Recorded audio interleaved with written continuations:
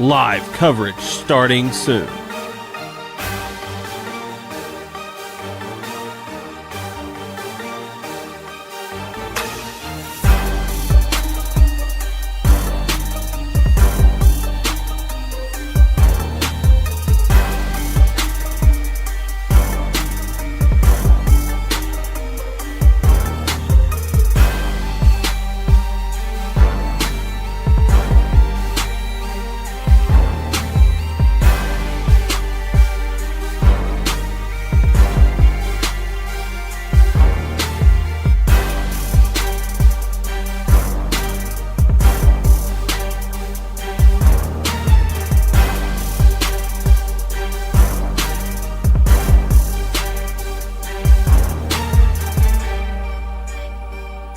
Live coverage starting soon.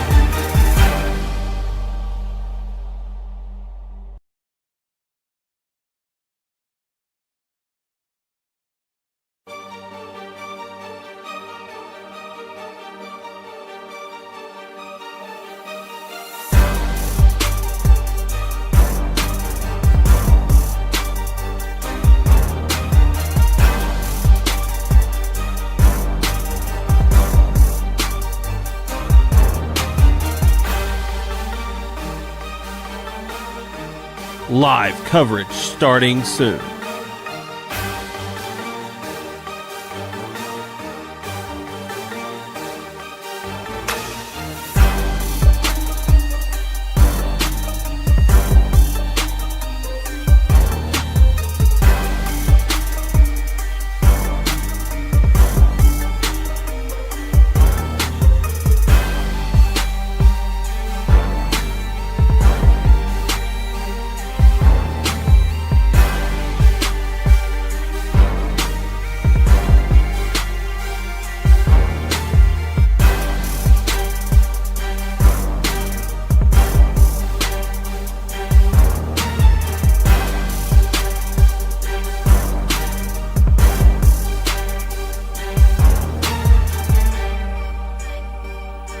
Live coverage starting soon.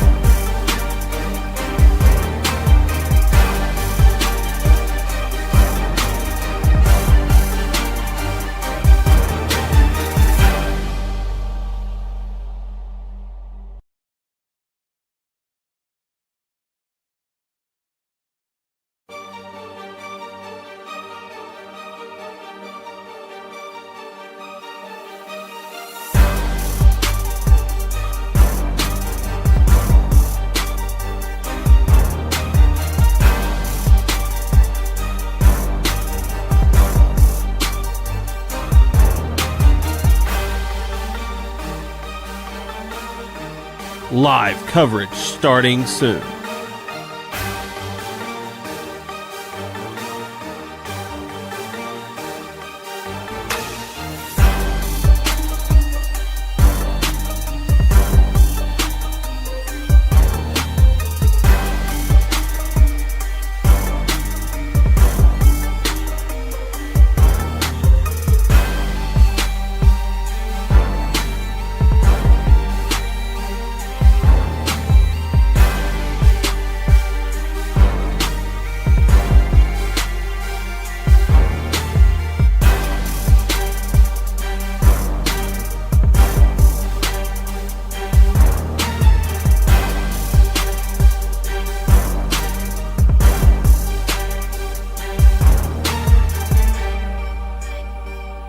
Live coverage starting soon.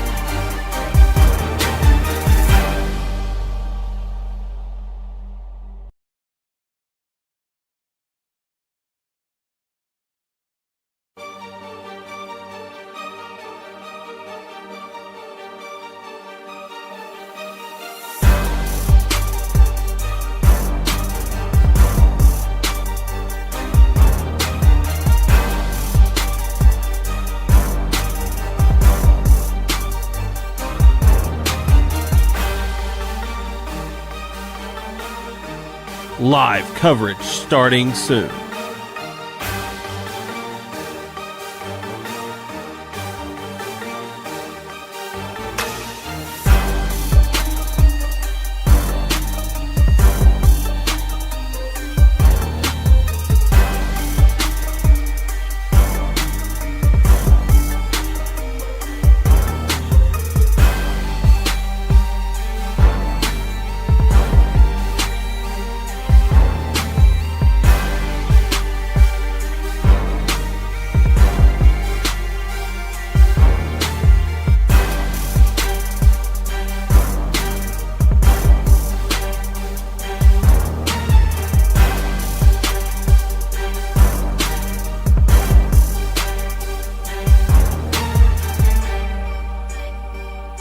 Live coverage starting soon.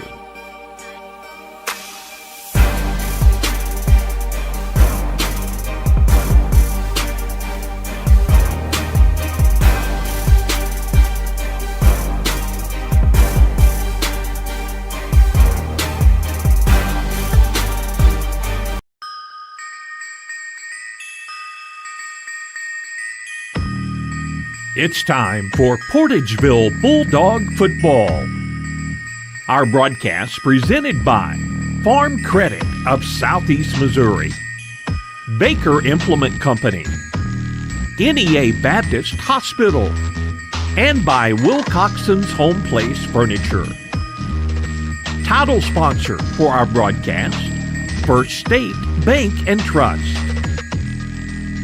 Broadcast sponsors include Ellington Insurance, the City of Portageville, Delta Auto Parts and Salvage, Portageville Schools, Butler Drug, Greenpoint Ag of Portageville, First State Community Bank, New Madrid County Assistant Prosecuting Attorney Amy Pryor, and by Lewis Roan Farms.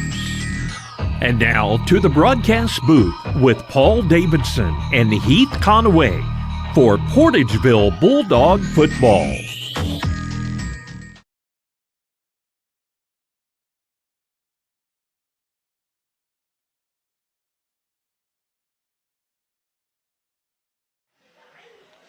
Welcome and good evening, Bulldog football fans, to a Thursday night football game here at Portageville. It's going to be against the New Madrid County Central Eagles. Both teams are 4-4. Your Bulldogs are 4-4, and the Eagles are 4-4. So we said it on our Bulldog Blitz. If y'all wasn't able to catch it, check out our Facebook page, Sports Radio KMIS, or YouTube. Just type in that name, and you can watch our previous episode, or most current episode of the Bulldog Blitz, where we talk about last week's recap against Crothersville, and this one, Thursday night game against the Eagles. Mr. Davidson, I'll hand it over to you to give us a rundown of what's expected tonight.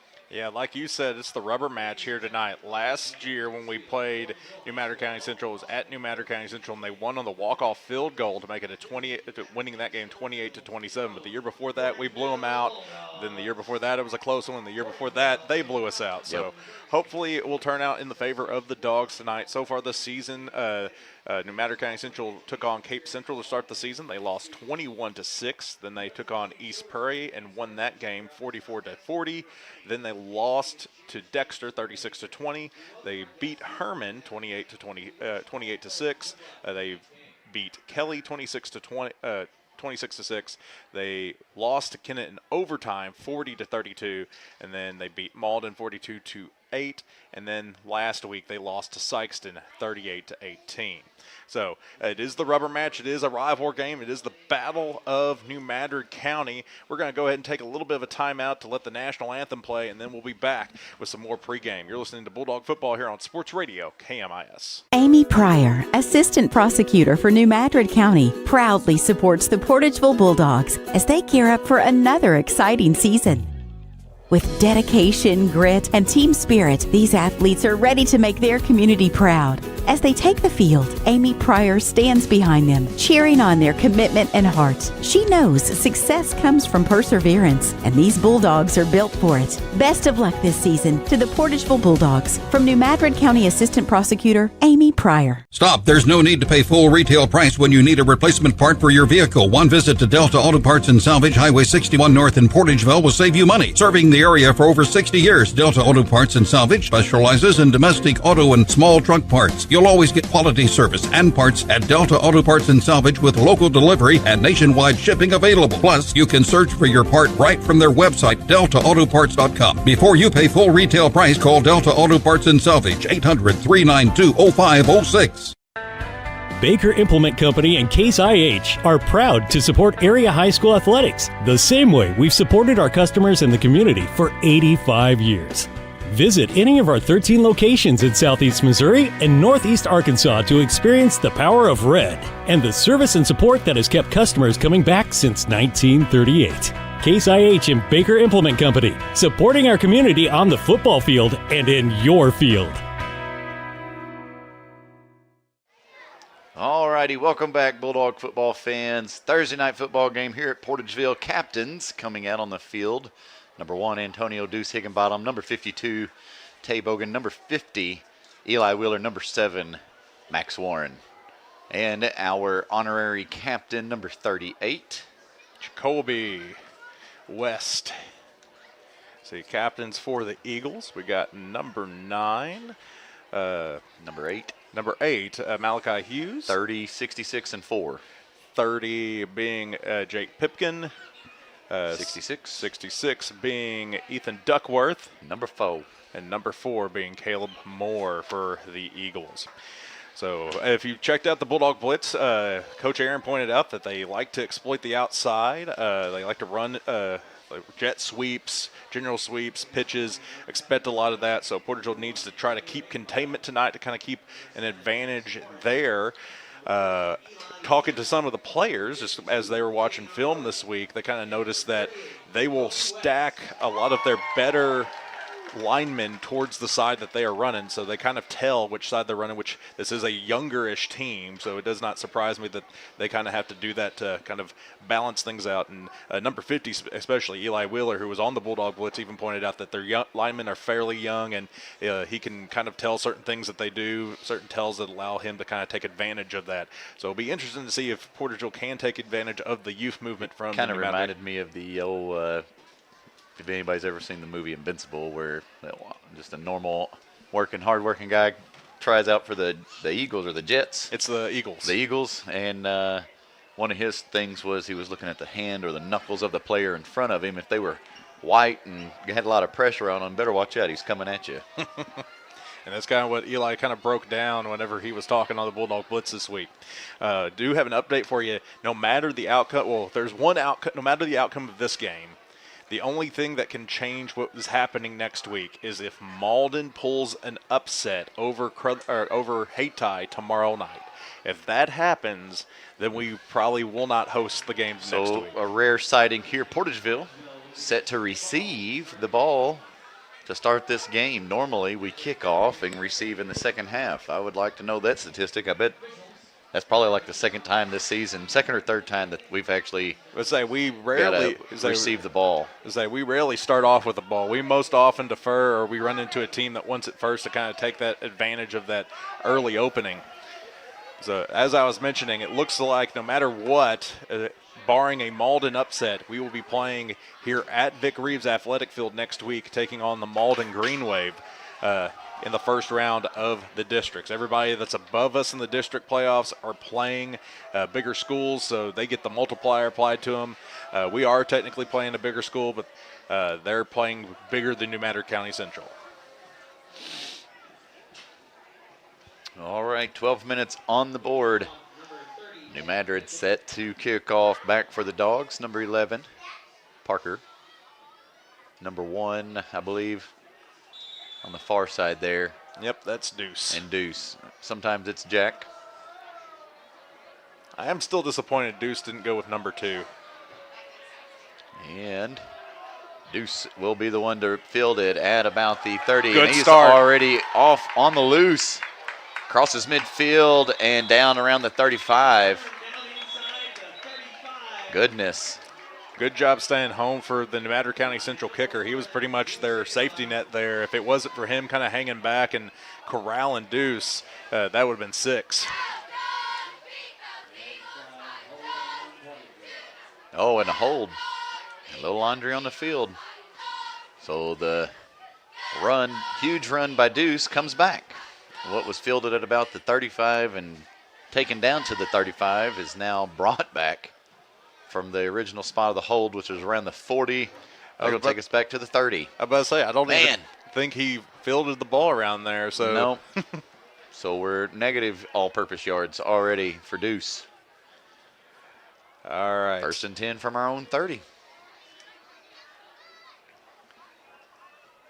Starting out in the heavy I package. Occasionally we'll do a fullback dive out of this, but I see a handoff to Deuce to start us off. Ooh, Madrid was showing blitz already. And a hello snap. Makes it 2nd and probably 11 or lower, 12. 2 bad omens to kind of start the game. Hopefully Portageville could shake it off of jitters with this being a rivalry game, but not the way you want to start a rivalry game. 2nd and 13, so a loss of another yard somewhere in there. A handoff to Deuce. He's going to go up the middle. Not much of anything anywhere. Interesting note, looks like both Babs, Parker and Mason Babb, are out there split left this time. The towering duo. They are not twins. They're not. They are adopted brothers, essentially. They just resemble height. Pass here from Max Warren down in and out of the hands of an Eagle. It was intended for the other Babb, Mason Babb. It was overthrown and almost intercepted. Falls incomplete. 4th and 13 now for the Dogs. Start their first series. 3 and out. I don't know. It might have been a good omen for New Madrid County Central to intercept it there. I know you don't want that momentum going with that, but he was going towards the out of bounds, so you wouldn't have gotten far. So hopefully Windsor can have a better punt than flip the field here and push them deep in their territory. Here's the punt. It's away. Crosses midfield, hits at about the 45, rolls to the 40, and dead at the 38. That's not bad. So that is better yardage than what would have gotten off of the interception. So we gained about 7 yards there with the punt there from the Warlock. Still nothing. 0-0. 10:39 to go here in the first quarter. And the Eagles have the ball on their own 38-yard line.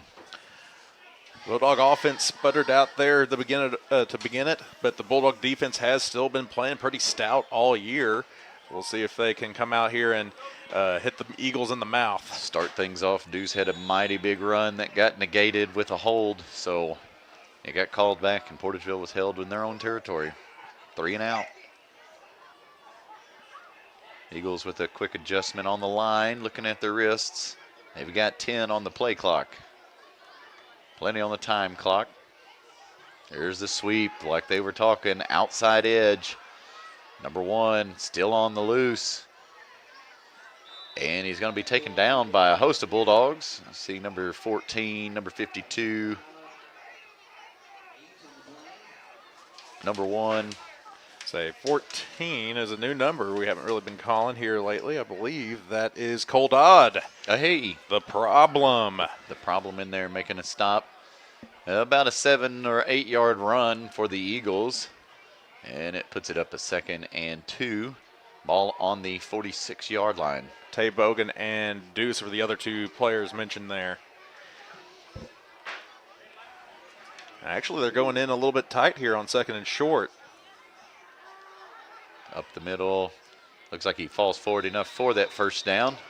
Tackle made by Max Ordez over on the far side of the field. Portageville needs to wake up. They're kind of sleepy here in the beginning. Offense. It is a Thursday game. Short week for the Dogs. Short week for the Eagles, too. I mean, it worked both ways there. Say offense kind of slept through their first series. Defense, they got a decent little hit there, but they already have given up one first down. 1st and 10 for the Eagles. Ball just on this side of the 50 in Portageville territory. It's a low snap. Was a low snap. He got enough for the first down on that run. Parker Babb on the tackle there. I'm going to say this all right now. We're playing flat. And I think you kind of said that we need to wake up. We're playing flat. I know it's a Thursday night game. One practice shy. I get it. A lot of extra things got crunched this week, but now's not the time to play flat. Going into districts specifically. Man in motion for the Eagles. A little reverse. Comes here near side. Hey, good stop there by number 1, Antonio Deuce Higginbottom. Good containment on the edge. Kept him from running instead of 5 or 6 yards. Kept it contained to maybe 2 or 3. He did a good job of staying home. He didn't bite on the fake right there. They do like to run the jet, so it was a good play call right there. They did get a gain of about 4. They're going to give him 4. Okay. Well, 3. But still, 3, yep. That's better than what they have been. They've been gouging us.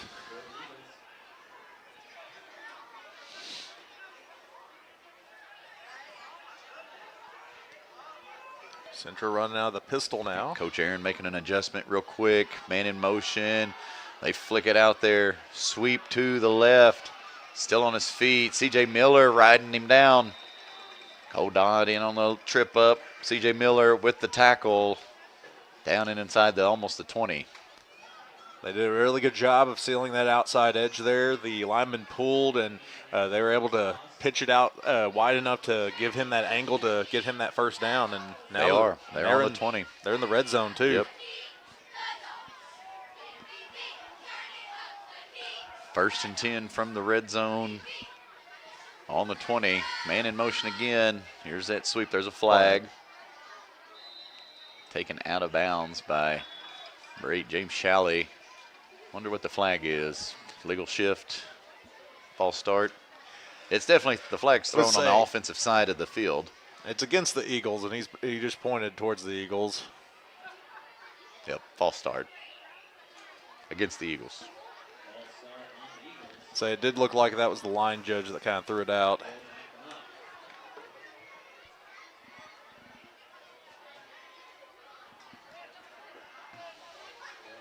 So, 1st and 15 for the Eagles. Ball now on the 25. Portageville still working pretty tight inside the middle there. There they go. Oh, Eli Wheeler getting a bite in there. Number 66, Terrence Boyd. And on that stop, short gain. So it could have been a TFL there for a second. Yep. Senior number 50, Eli Wheeler, getting in his hands in the backfield early. So Terrence ended up getting the tackle there.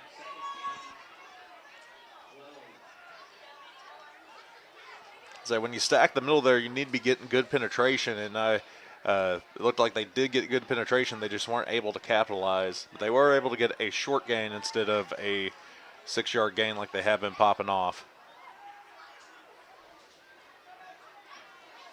Going to the air. There we go. Tip drill. Oh! Tip drill was in session. It was incomplete, though. They tried. Man, little A little payback there. It was pass ball, but no boss go. So 3rd and 13 now. Or 3rd and 12. 7:04 left to go here in the first quarter. Still scoreless. Dogs defense must have heard me talking a little down about them. They've stepped it up here. 3rd and 12 for the Eagles. Big plays. They're going to the air, little screen to the left. Spoke too soon, Mr. Davidson. Found a big gap there. I think they're still shy of the first down. And there's a flag on the play. It is. It's near side here. Oh, it's going to be false start against the Eagles again. So replay down. Even though it didn't result in a negative tackle there, I do got to give a shout out to C.J. Miller there on the far side. They tried to seal him down with a block. He was able to shake it. Just Central was able to run past him a little bit too fast before he could reach out and get a hand on him. But he did do a good job of shedding the crack block. 6:45 to go here in this first quarter. A little subbing Caden Jones coming in for Eli Wheeler. Somebody quicker on the edge possibly.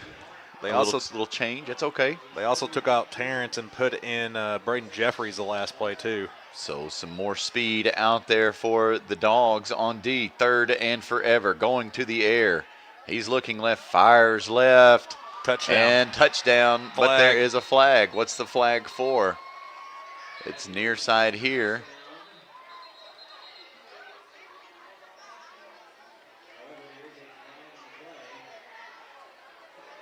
I don't know what this one would be. If anything, I feel like it might be against Portageville, but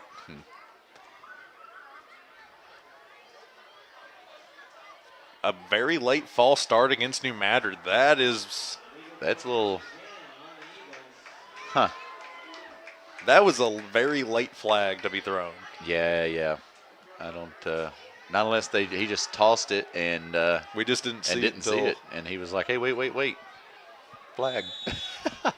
So another set of downs for the Eagles. So 3rd and 22. This will be the third down for the Eagles of this series. A handoff up the middle. Big stop there. I see number 9, Evan Windsor. Number 8, James Shalley. Number 53, Max Ordez. There's a host of them. That was Malachi Hughes on the carry there, and he had a really good run there. Kind of a tall running back. So 4th and 12 for the Eagles. I imagine they go for it. They've proved on a couple plays that they can throw. Let's say last year they had a kicker, but I do believe that kicker no longer lives in this country. Oh. Because he was a foreign exchange student. Oh, okay. So that would be a very going far to the air. Oh, pressure. Come on, get him down. Boom. Big boys. Number 60. Is that Braden Jeffries? That is Braden Jeffries. With a sack for a loss and a turnover on downs, and it puts the Dogs on their own 32-yard line. Man, big play on defense for the Dogs. A good TOD there from the sack from Braden Jeffries. Tay Bogan was also there to kind of help him bring him down, but Braden was the very first one to make contact there. So that's that momentum. Maybe that's that spark that Portageville was missing. So I see we're going trips left here, near side to us. Smell a screen. Be careful, though. This is where one got picked off last time. Always a little play action. Misdirection. The handoff to Deuce to the far side of the field. No, it wasn't Brody. Deuce. It was Brody Warren. And he gets a huge chunk of yards there on that run. A gain of 7, so it'll bring up 2nd and 3. That was Portageville's first positive play on offense tonight. Another trips left, showing screen. Max Warren to keep.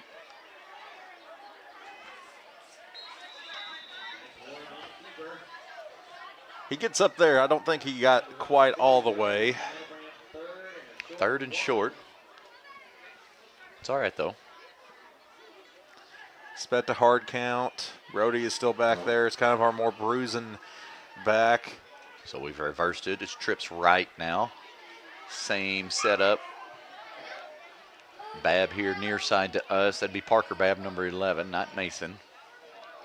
Brody in the backfield.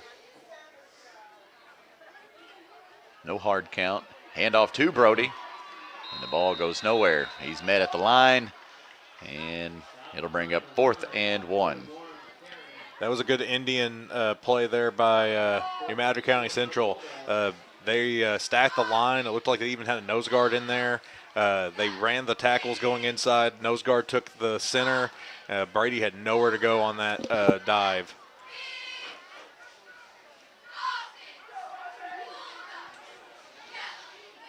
Quick audible there, looking at their wrist, adjust the play. Now it's only Twins right. We've doubled up in the backfield, though, for more blocking. Handoff to Deuce. With the late push. Well, they're showing, this judge is showing him at the 41. I'll show you where he's walking. He's walking on the 41. We'll see. So I think they were going to give it to him. It's close.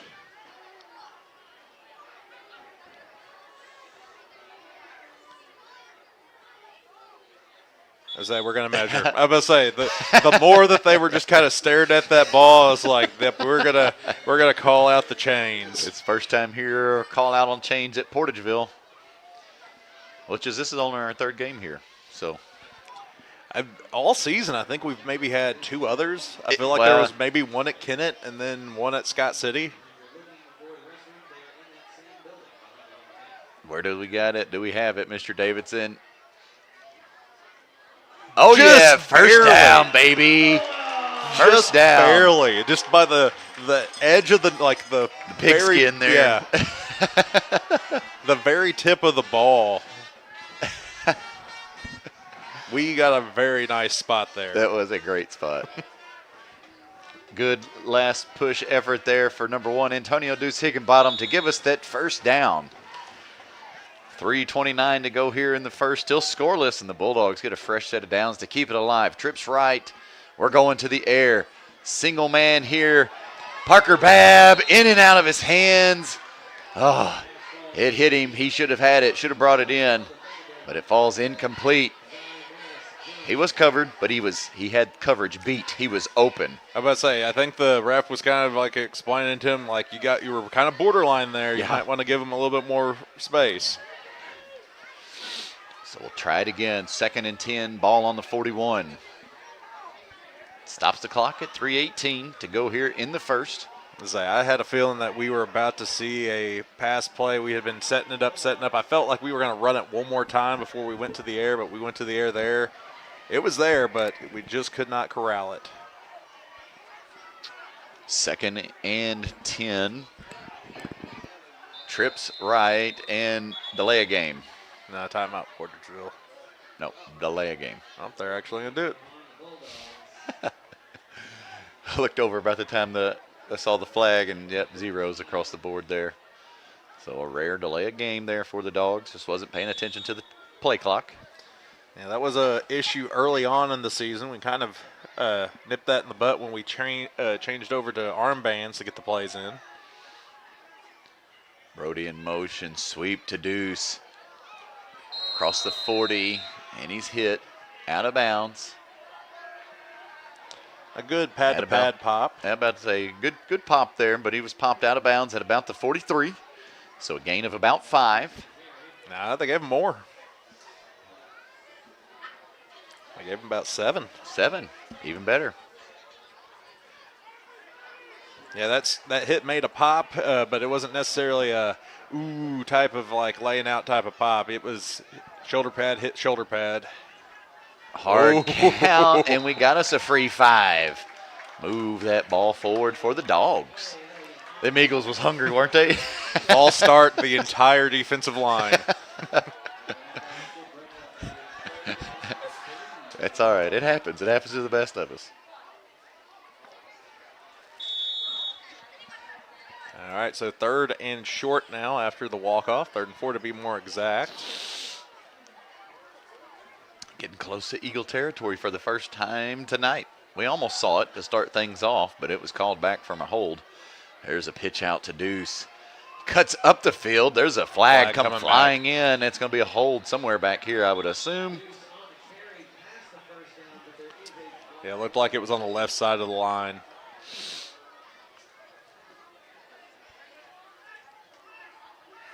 Holding against the Bulldogs. So all that momentum that we kind of built up there gets washed away for a 3rd and long. All right. It's one of them good holds, Mr. Davidson. Take 10 off. It's from the spot. 3:08 left to go here in the first quarter. Portageville now showing pass again. Yep, showing that screen. That's what a typical screen would look like. You got 3 guys stacked over here, 2 blockers, 1 guy to receive, but especially if Deuce being one of the 3. Yeah, Brody in the backfield with his cousin, Parker on the far side of the field. Got the Warlock here near side to us. If it's not, it's going to be a handoff to Brody. The gain of about 3. And it'll bring up 4th and 10. Punt and see if the defense can do something here. And in fact, that's what we're going to do. Punt unit on the field. 2:20 to go here in this first quarter. Still scoreless. Still scoreless. Bulldogs showed a little sign of life there on defense. A sack, tackle for a loss, turnover on downs, and then produced some plays here. Got close to midfield. Punt is away.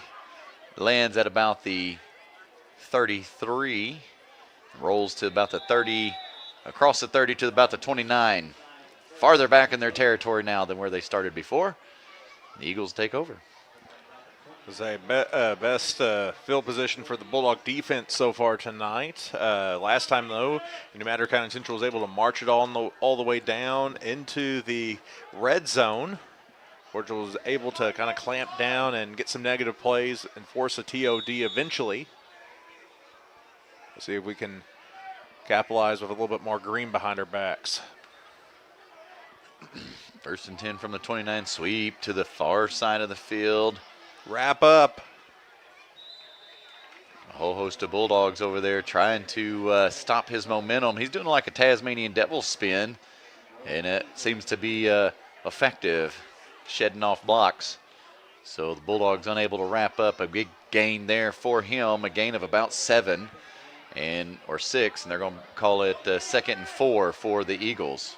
Tackled on the play by Brody Warren.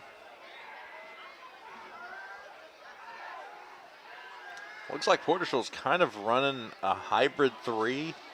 We got 3 up defensive linemen, and it looks like Maxey is actually playing more of an outside backer than a traditional D end. Eli might be on the line. He's standing up. And the Eagles going to the air. Quarterback rolling, and he throws it out of bounds. There's no intended receiver, but it was outside the pocket and not intentional grounding. It went past the line of scrimmage. Yep. That is the key. Yep. Going to be at least 5 yards outside that pocket, in which he was. He was already on the far sideline. Or it might be 3. Can't remember. There's a specific line you have to be out of. 3rd and 4 for the Eagles now. Good coverage for the Dogs on the there we go. Come on. Direction in the backfield. Wrapped up. Number 50, Eli Wheeler. Yeah, that was Wheeler on the sack, not Jeffries. That's what I thought it was Jeffries, but it was Wheeler. Yeah, there was some confusion there in the backfield. That was not supposed to be a quarterback keeper.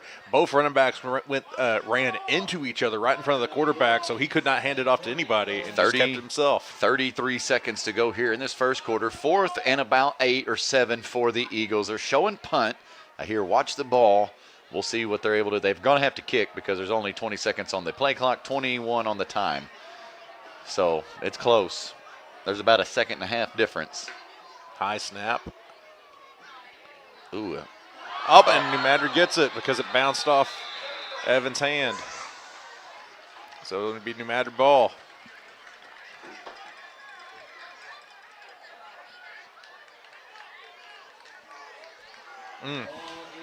Well, a little change of direction there. It'll be Eagles ball again. Like, Close to midfield. I don't think Evan was even really trying to get the ball. It was one of those things he turned around, there was the ball there. Like, hey, ball, and boom. And it hit his hand. All right, so 1st and 10 for the Eagles, just on this side of the 50 on their own 49-yard line. They've got a little stroke of luck here. There's a flag coming flying in and a wrap-up on the far side of the field by number 8, James Shalley. A couple people on the far side wanted a horse collar there, but there is a flag back here instead, and it's going to be holding against the Eagles, and that play will come back. We still got 1 more second left to go here in this quarter.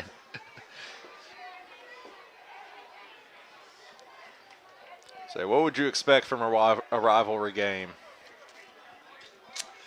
Well, I don't know. So there's got to always be a little bit of chaos. So a good hold. They take it back from the spot of the foul, 10 yards.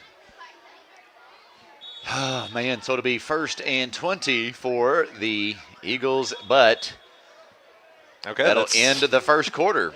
Nothing, scoreless here on Thursday night in Portageville against the Eagles. 0-0. We'll be back in just a minute. You're listening to Bulldog Football here on Sports Radio KMIS. The Portageville School District Administration and Board of Directors salute the members, coaches, and staff of the Portageville Bulldogs in working to make this another championship year. Congratulations from Superintendent of Schools Barry Branscombe, Board President Jared Warren, Vice President Michael Prince, Treasurer Matt Brasher, Secretary John Warren, and Directors Butch Williams, Donna Hawkins, and Lewis Roan. Good luck, Bulldogs, from the administration, faculty, staff, and students of the Portageville School District. Welcome back, Bulldog football fans. Here at the start of the second quarter, Mr. Conaway was saying right when we went to break, the way things are kind of going for both teams, it'll be a miracle that any points get scored tonight. It's, I don't know, there's just a weird lull here. There's definitely something holding them back. I don't know if both teams are just tired. I mean, there are spurts of greatness. There are big plays. We saw Deuce take the ball on a kickoff, about 45-yard run that gets called back. We saw New Madrid get a touchdown called back. It was about a 30-yard touchdown pass. So, I mean, it's just a weird night. This is the first kind of properly coldish game that we've had. It's chilly. You get that sweater weather going on. A lot of people out. We got mini cheer here tonight, so that's just adding to the fan base here. Screen. A little screen pass here near side to us. We're getting all the action. Crosses the 40. Gets up to about the 44. And he's taken down by number 64, Brock. I think that's Brock, isn't it? Brock Murphy, the kid who's said to be my doppelganger. I don't see it. Yep, that is Brock. If he was wearing 63, then he would be my doppelganger. Right. Instead, the solution is wearing number 63. See number 14, Cole Dodd, there at the bottom of the screen. That's the problem. That's what we like to refer to him as. Or that's what he likes to refer to as the problem. And there's going to be a false start, I would assume, against the Eagles. And it is. This is where the flag was thrown. Goodness.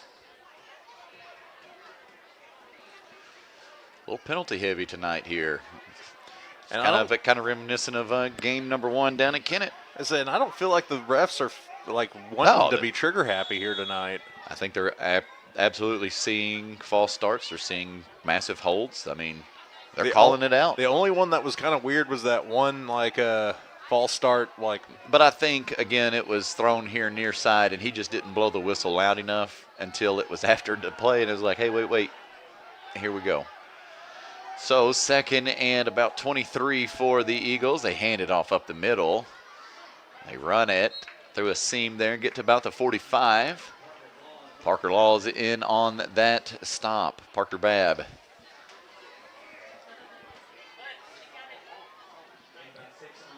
I'll say this about James, just to give a shout out to James Shalley. He wasn't really in on that play, but the previous play on the screen pass, man, he comes in there like a torpedo. Yes. I just wish he would wrap up, but if he can get a shoulder on you, he's going to get you down a lot of times.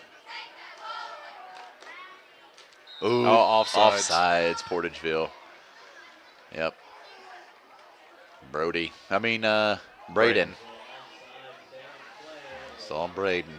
Jumped it over a little bit. That's all right. Gives them a quick 5. They're on midfield. They're just on this side on Bulldog territory at midfield. So it's going to bring up 3rd and a long 9 for the Eagles, slowly chipping back at that series, trying to get back here on the original line of scrimmage, and they're just over it.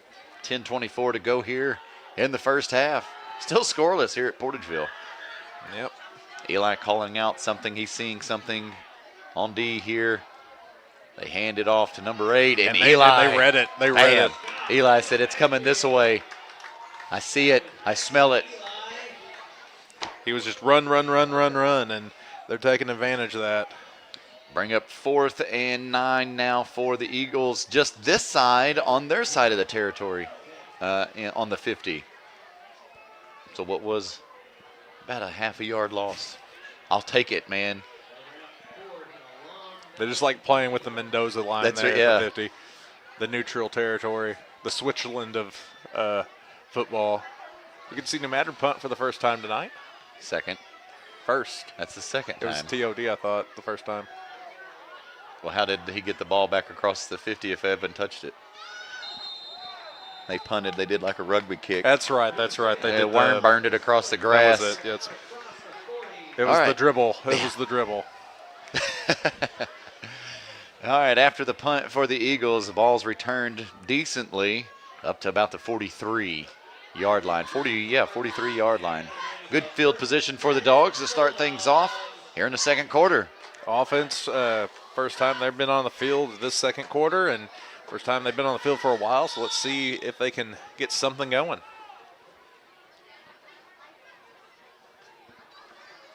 Heavy to the far side of the field, doubled up in the backfield.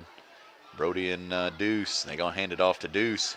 Runs it near side here, crosses the 45, lands at about the 46, maybe the 47. We'll see where they spot him. So he's going to get a gain of about 3, maybe 4. They're going to give him 4, Mr. Davidson, and give him 4.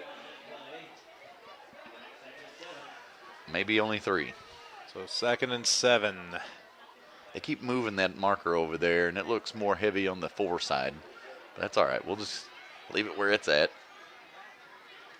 A handoff here near side to Deuce again, and he's tripped up, and he's going to be tackled for a loss of about 1. Ball back on the 45.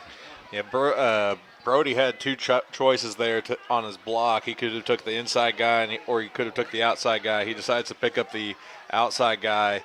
Either way, Deuce wasn't going to be getting too far. 8:30 to go here in this second quarter. Still scoreless. 3rd and 8 for the Dogs. Warren back to pass. A lot of pressure. Oh, and big sack. Big sack. Tackle for a loss. The sack drops him for a loss of about 10. 9 if we're lucky. Punt. Yep, 9. Big time punt here coming for the Dogs.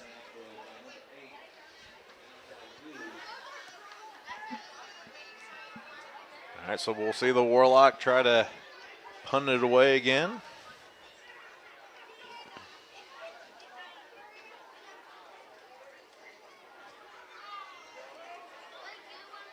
Higher snap. Good kick. Lands at about the 40. Takes a roll to about the 36 for a stop. Good punts here for Evan. Changing up the field, flip-flopping it. All right, so we'll see the Eagles try to take flight again. These teams know how to score points. Both of them are 500. It would not surprise me if this game went to overtime, but I am still kind of shocked neither team has been able to punch one in. Well, typically when you say last one with the ball wins, I think that's going to be the case here.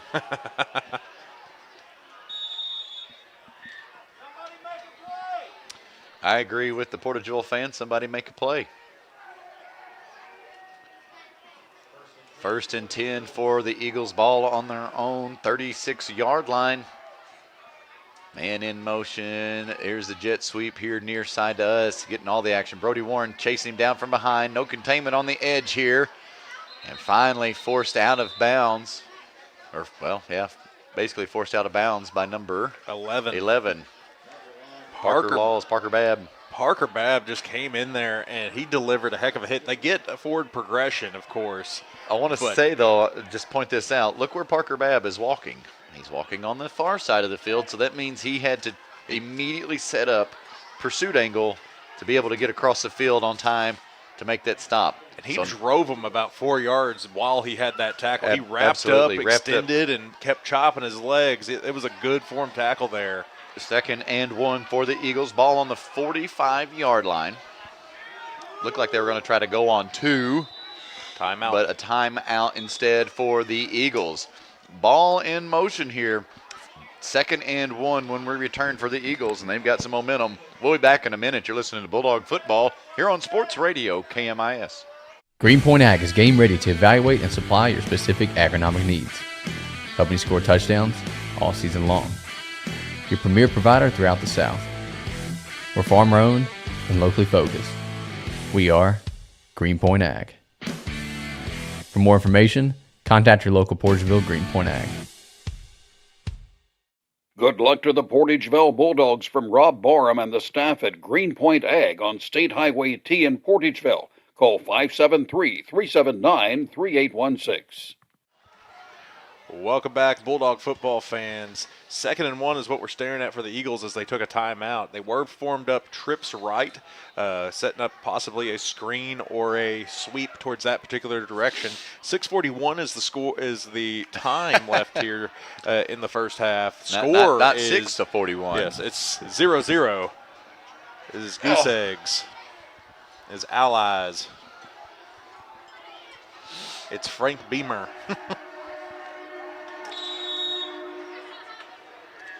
A little extra noise there from the local train coming through. They faked the jet sweep. They gave it up the gut. He gets enough for the first and then some. Tackle made by number 1 and number 9, Evan Windsor. I was trying to see his number. He kept having his hands up there. Well, regardless, first down. Big time in Portageville territory on the 40. It's not the closest they've been. They've been inside the red zone before.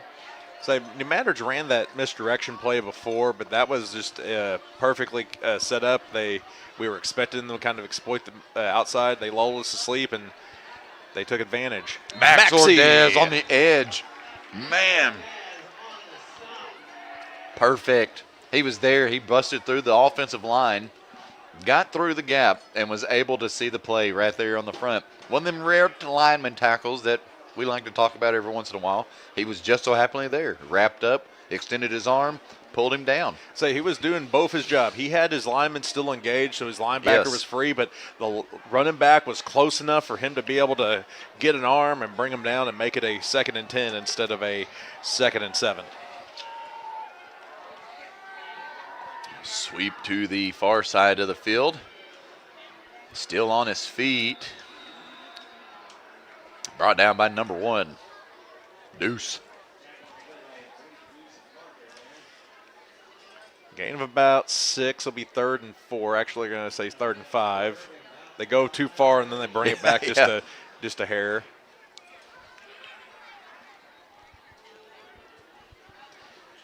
They got a better seal on that side on our defensive end, so that's why they were able to bust it loose. New Madrid going to the air. I thought it was higher than that. It was incomplete. It was completely covered, though, by Deuce. It didn't have enough oomph to it to get to the wide receiver, though. It fit like the wide receiver was standing at probably about the 43, and the ball. He was already coming back to it and falling. And the ball was already at the ground at the 40. Yep. This is 4-down territory, so we'll see New Madrid go for it here. 4th and 5 on their own, or on the Portageville 35-yard line. 5 minutes left to go here in the second quarter. 0-0.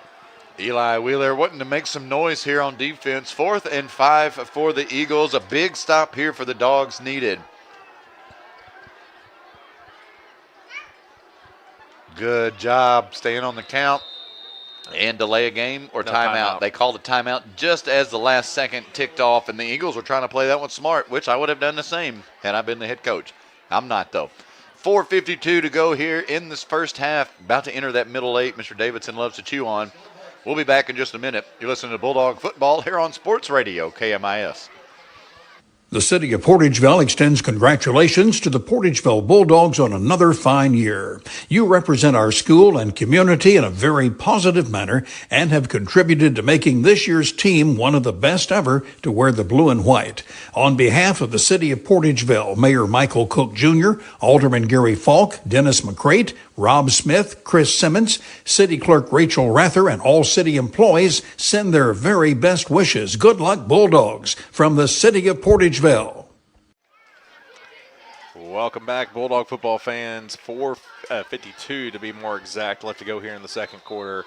Score is Goose Eggs 0-0 between New Madrid County Central and Portageville High School. The battle for New Madrid County. And New Madrid is going to continue to go for it. They've got trips left.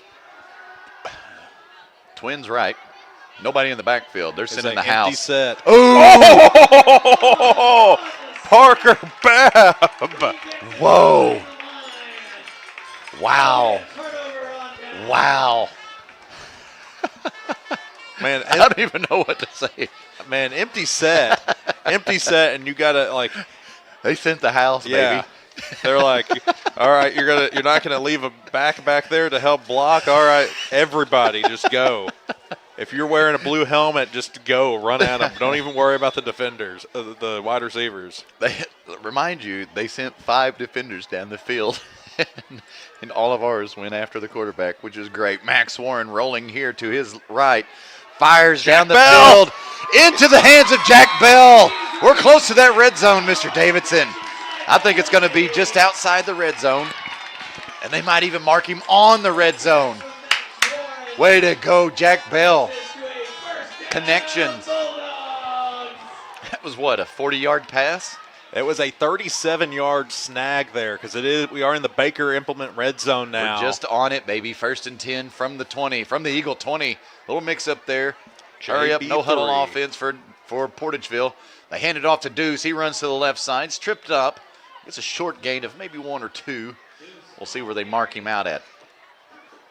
Jack Bell, or as Scott Norman, the PA announcer next to us, likes to call him JB3 on the big snag there. Gain of 2 there on the run from Deuce. 4:20 to go here in this second quarter. 2nd and 8 or 9. Warren back to pass. Little floater in the corner. Boom! Parker Babb, touchdown, Bulldogs. 19 yards out, no flags on the play. We've got lights and sirens going off here for Portageville. We are the first to put points on the board, 6-0 here with 4:06 to go in the first half. Dam finally broke there. It had been a war of attrition for both teams, but Portageville finally connecting through the air. Jack Bell setting up a 19-yard touchdown reception from Parker Babb. 6-0 Portageville. And it was going to be 7-0, but the refs are whistling. What's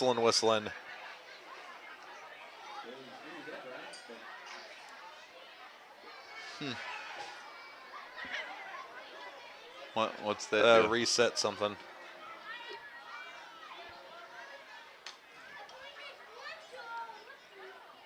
Little confusion out there. Because I think they were wanting to rewind the play clock a little bit. Or not the play clock, but the game clock a little bit. No, 4:06 was the time. So, yeah, I don't know. Maybe a mess up for a ref. And the kick is good for number 10, Tanner Hobgood. 7-0, 4:06 to go here in the first half, and the Bulldogs with the early lead. We will be back in a minute. You're listening to Bulldog Football here on Sports Radio KMIS. We are pioneers, dreamers, the ones they said would never make it, and the ones still trying. We're lifesavers, life changers, those who bring life to your world. We're where compassion meets precision and empowerment meets innovation. An expert system of care where love abounds so that God can do the impossible. We are NEA Baptist. Welcome back, Bulldog fans. 19-yard touchdown reception. Number 11, Parker Babb, with the extra point good from number 10, Tanner Hobgood. Jack Bell was setting up for the Bulldogs for a 37-yard reception down the field. Big play there for the Bulldogs. Big break to finally, like Mr. Davis said, the dam finally broke. And the Bulldogs, something major was about to the onside kick. It gets all the way back to the upbacks, little squib kick. Hey, once the ball's set and they've blown that whistle, it's up to y'all. They put a little bit too much pepper on that kick there in order to make it pay off. I don't hate the call there. No, I don't. That's a little unique. Seeing a little more old school plays getting thrown in there, the swinging gate like we saw last week.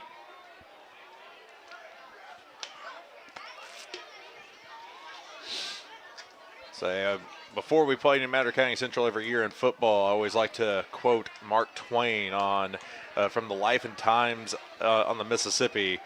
New Madrid was in a pitiful state, and hopefully we'll continue to see that for them here on offense, or maybe Portageville's touchdown woke everybody up.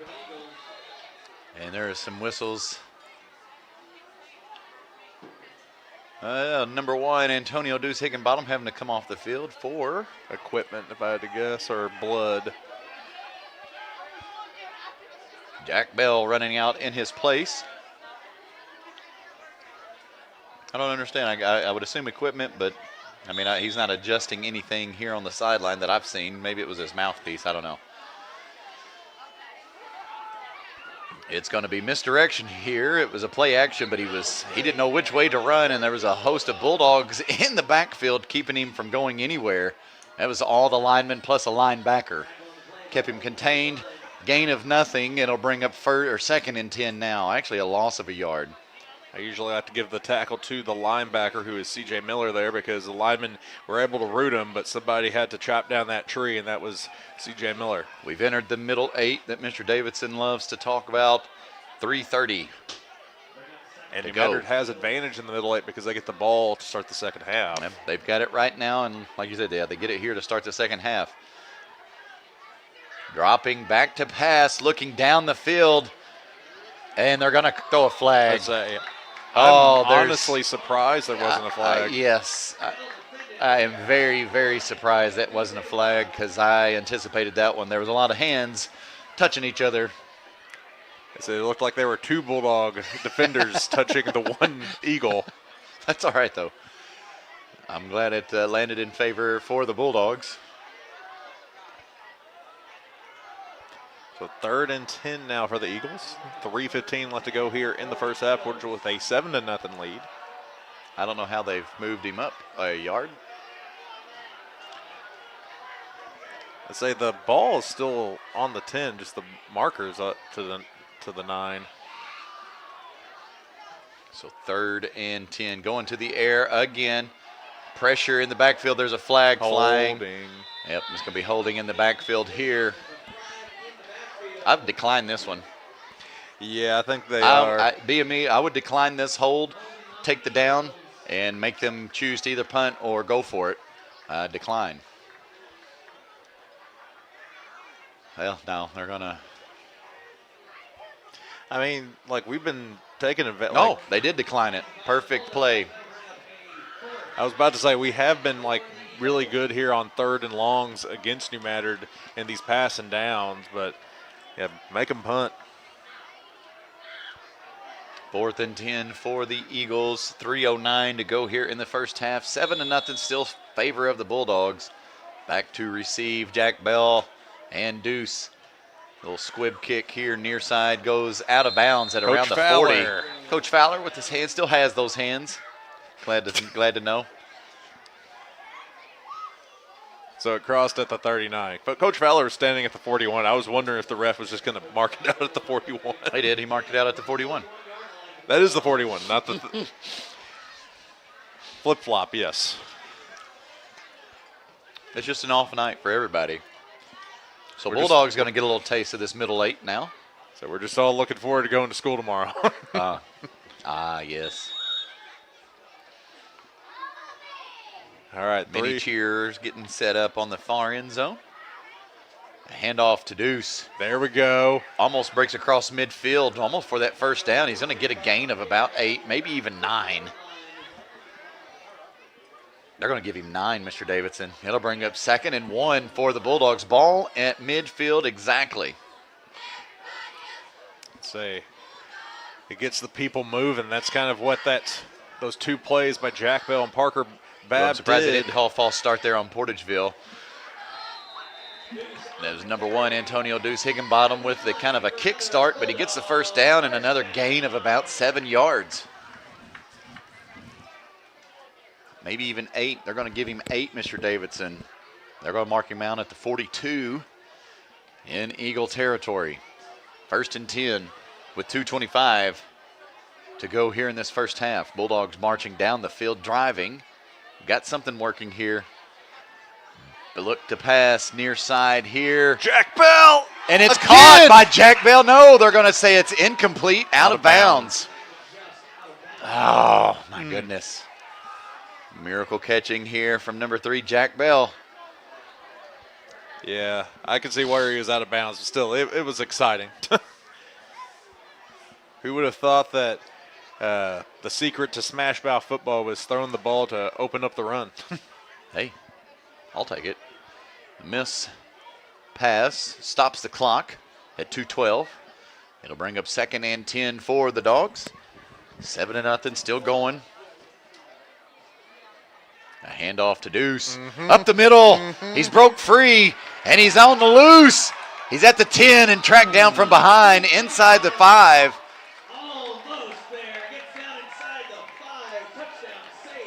Touchdown saved there for the Eagles. 39-yard run there from Deuce to get us in the red zone. We're in that Baker Implement red zone with inside the 5, down on about the 3. Deuce finding that seam up the middle. 1:53 to go here in this first half, and the Bulldogs looking to quickly answer again. We've got twins left. Keep an eye on Brody Warren. But we're doubled up in the backfield. We're tight on the line. Windsor's pulled in. Brody and Deuce in the backfield. Babb and Bell on the far left.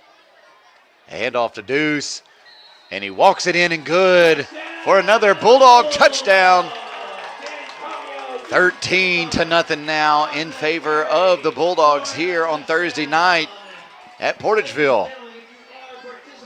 That is smash mouth football, folks. That is smash mouth football. Deuce ripping off those big runs, getting those holes, gashing the New Madrid County Central defense just up the gut. And Portageville with a 13-0 lead, hopefully about to be a 14-0 lead. Shout out to our law enforcement, local law enforcement and EMTs for throwing out the party lights for us over there on the far side. And the kick is in and good for the PAT, making it 14-0 in favor of your Dogs. 1:26 to go. When we come back, you're listening to Bulldog Football here on Sports Radio KMIS. At First State Community Bank, we pride ourselves on our personal, friendly approach, and our commitment to the community makes us an effective business partner. That's why we're proud to announce that our efforts have earned us the title of Best In-State Bank for the state of Missouri, awarded by Forbes. We are incredibly grateful to our customers who allow us to be their trusted financial partner. Thank you for your confidence in FSCB and for this recognition as one of the best banks in the state. First State Community Bank. Success starts here. Member FDIC. Online at fscb.com. Welcome back, Bulldog football fans. 14-0 is the score over that team up north, the New Madrid County Central Eagles. Antonio Deuce Higginbottom with a 39-yard run to get us on the goal line, and then a 3-yard touchdown run to make it a 14-0 game, thanks to the toe of Tanner Hopgood for those two Looks PATs. like there's something funky about to happen again here. They're all lined up again. Nope, they're going to stretch it out. Big shout out to all of our listeners. We'll give some shout outs at halftime there. I've got one that's messaging me. I'll go ahead and tell him, Big Ronnie Adams, or Little Ronnie Adams. He's messaging me, and we're doing a great job here tonight, Mr. Davidson. And the Eagles with the kickoff return coming across midfield. A return of about 40 yards there. Wow. There's a Boogie with the tackle there. Adrian Boogie Alexander gets the tackle. But a good return, as Mr. Conway said, from New Madrid County Central there. All right, so they get right here, right at midfield, basically. They're on their own 49-yard line, 1:19 to go here in the first half. Second time they get to chew on the ball from the middle 8 to see what but they do get the ball to start things off in the second half. Mini cheer getting set up. They throw a little screen over on the far side. Eli Wheeler with no containment there. Brody Warren with the wrap up. The help from Tay Bogan and Max Ordez. You can't blame big boys. So you can't blame Eli for that. Eli, big guy. Yep. He was taking on a tiny dancer there.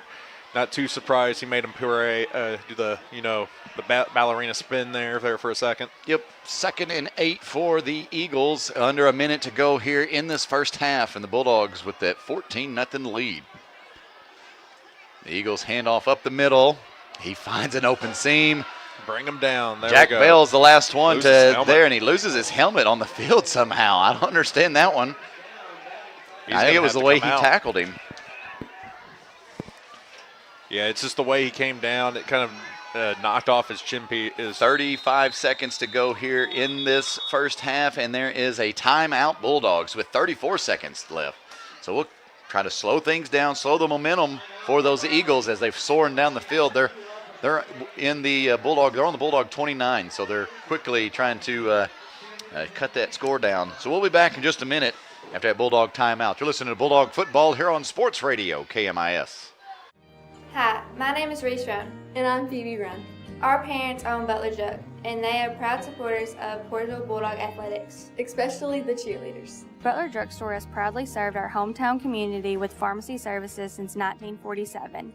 We also offer many vaccines as well as free testing services for COVID, flu, and RSV. Please call or stop by to see how we can help you with your healthcare needs. We would love to serve you.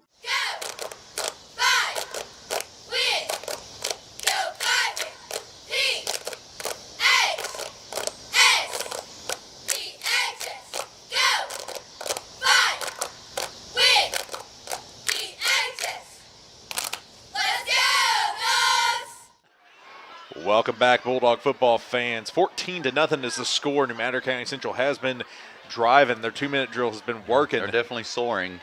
1st and 10, ball on the Bulldog 29. They've got 34 seconds left. Man in motion. They've got 3 on that side with a blocker in the backfield. They're going to the air. Incomplete. He was double covered by Deuce and Babb running down the field. So stops the clock. It'll bring up 2nd and 10 for the Eagles with 29 seconds to go here in the first half. Good coverage there, but even if it wasn't for the coverage, I don't know if he would have been able to get that ball. That seemed to be flying out of bounds, so a little bit too high for anybody to snag.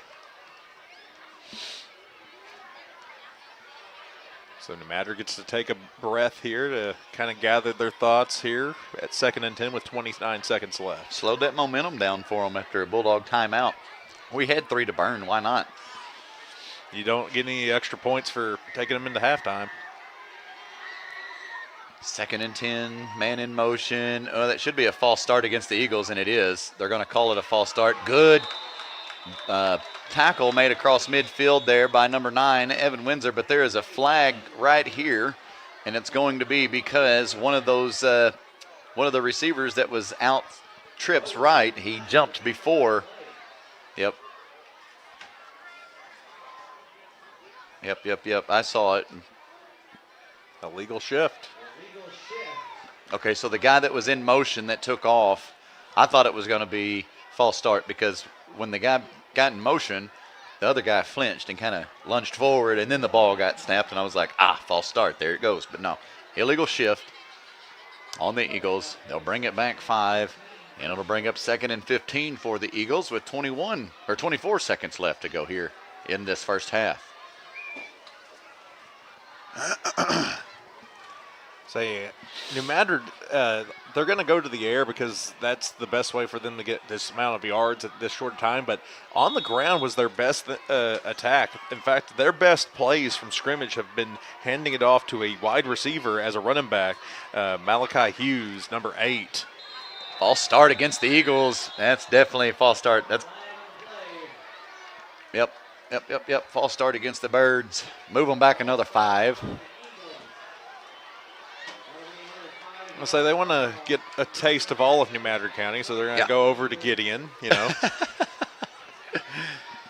Man,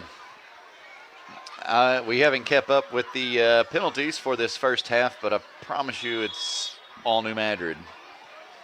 Portageville. Portageville's had 1 or 2, but it has been mostly the Eagles. And a timeout, Eagles, with 6 seconds left to go here in the first half. We'll be back in just a minute. You're listening to Bulldog Football here on Sports Radio, KMIS. If disaster strikes, what would happen to your business? Let the professional team at Ellington Insurance make sure you're covered. Ellington Insurance offers a wide range of services from group and property insurance to commercial general liability, business auto, small business and workers' comp from companies you trust like Philadelphia, Liberty Mutual, Columbia, and Travelers. Ellington Insurance understands the needs of local businesses because they're one too. Contact them today and get covered in Portageville and Caruthersville or online at ellingtoninsurance.com. Welcome back, Bulldog football fans. 14-0 is the score in favor of the Dogs over the Eagles. If the buzz that you are hearing on the feedback, it's right here, right down to the left of us. We've got about 100 mini cheerleaders ready to go out on the field here for halftime when they get there. Here in 6 seconds, Eagles back out on the field, Dogs back out on the field, and a timeout, Portageville. Okay. Interesting. We'll just keep it here. Yeah. Because we just came out of a timeout. Give a shout out to the volleyball girls. Coach Sasha Kellums and them are heading over to Malden next week. Or in fact, this weekend the district tournament starts. Portageville's the 1 seed, looking to continue. So do we have a bye, I would assume, I do believe we have a bye, but we're going to start the tournament starts on Saturday, but I don't think we are playing on Saturday. But the Lady Dogs are going to look to try to continue their dominance on the volleyball court. 5-peat. They've already 5-peat the Boot Hill Conference tournament. Now we're going to try to 5-peat districts.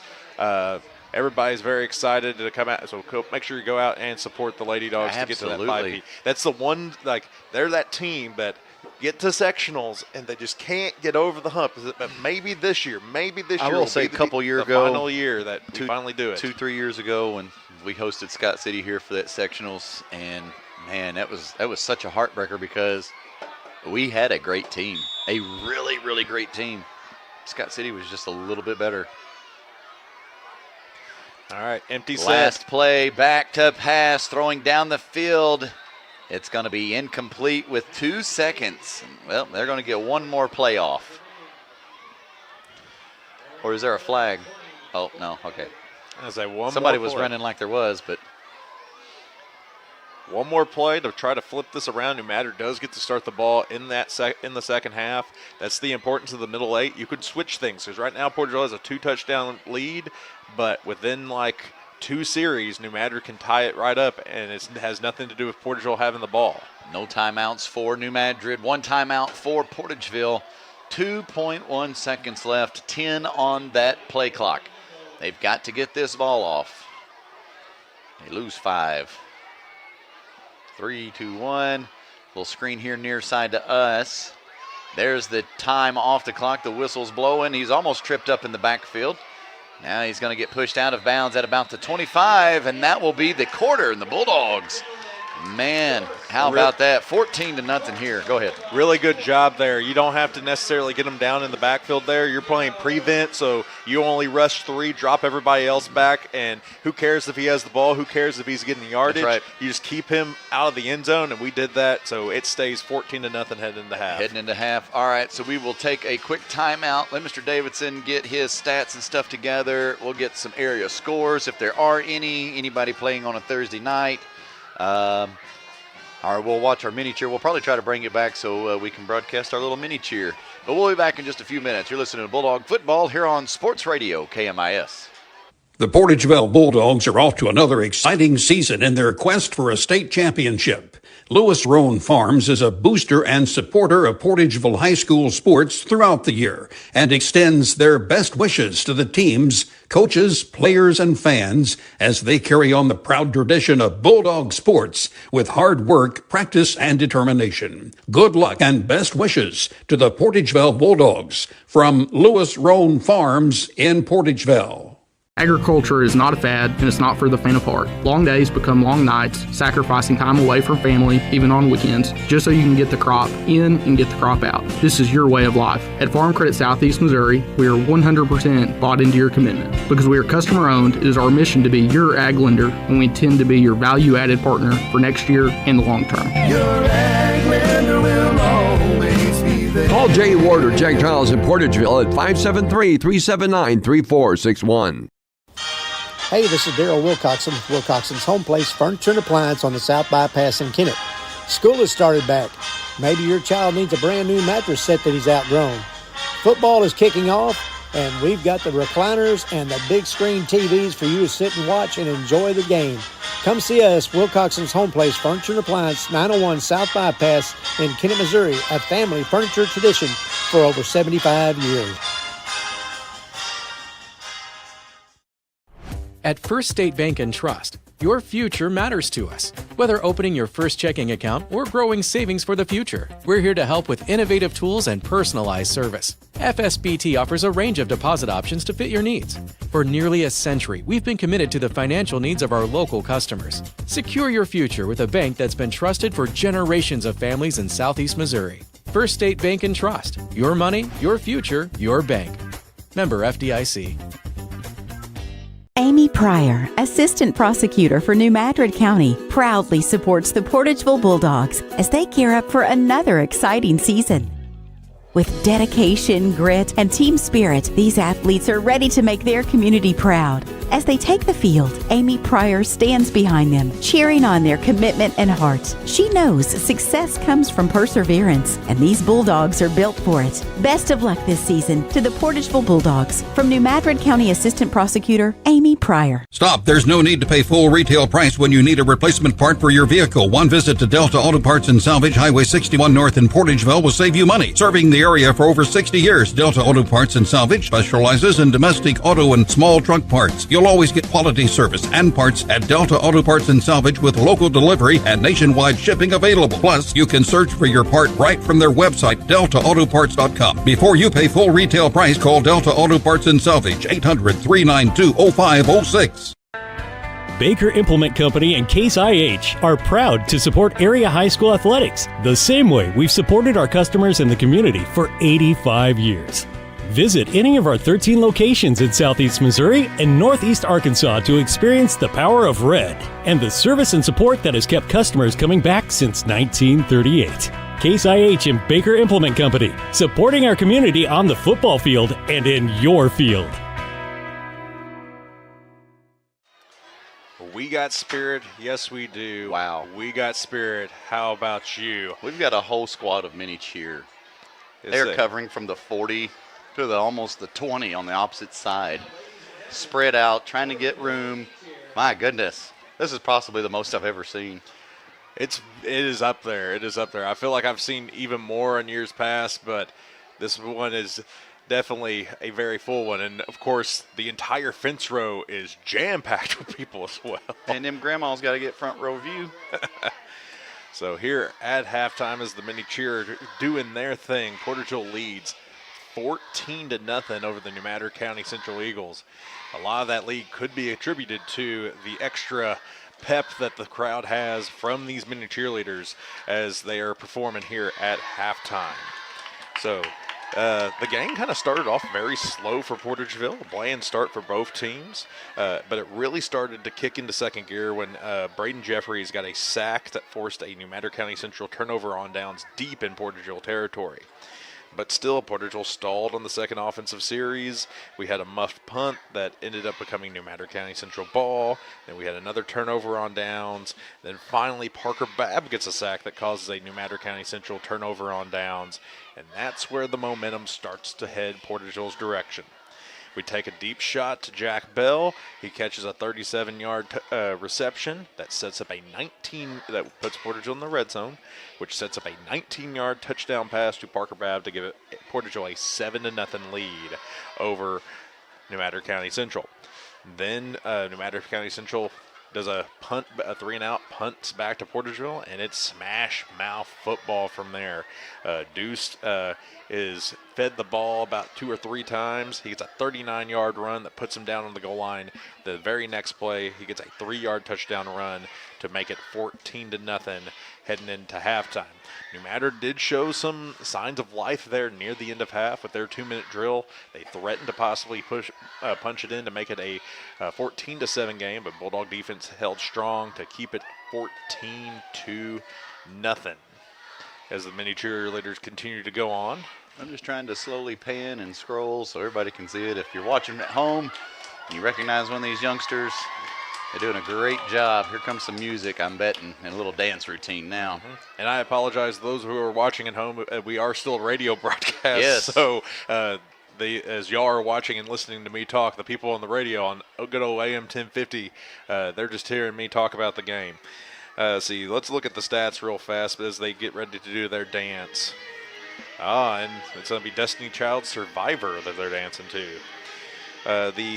On the ground, leading rusher, leading yard getter overall tonight is number 1, Antonio Deuce Hickenbottom. He has 71 yards rushing and the touchdown.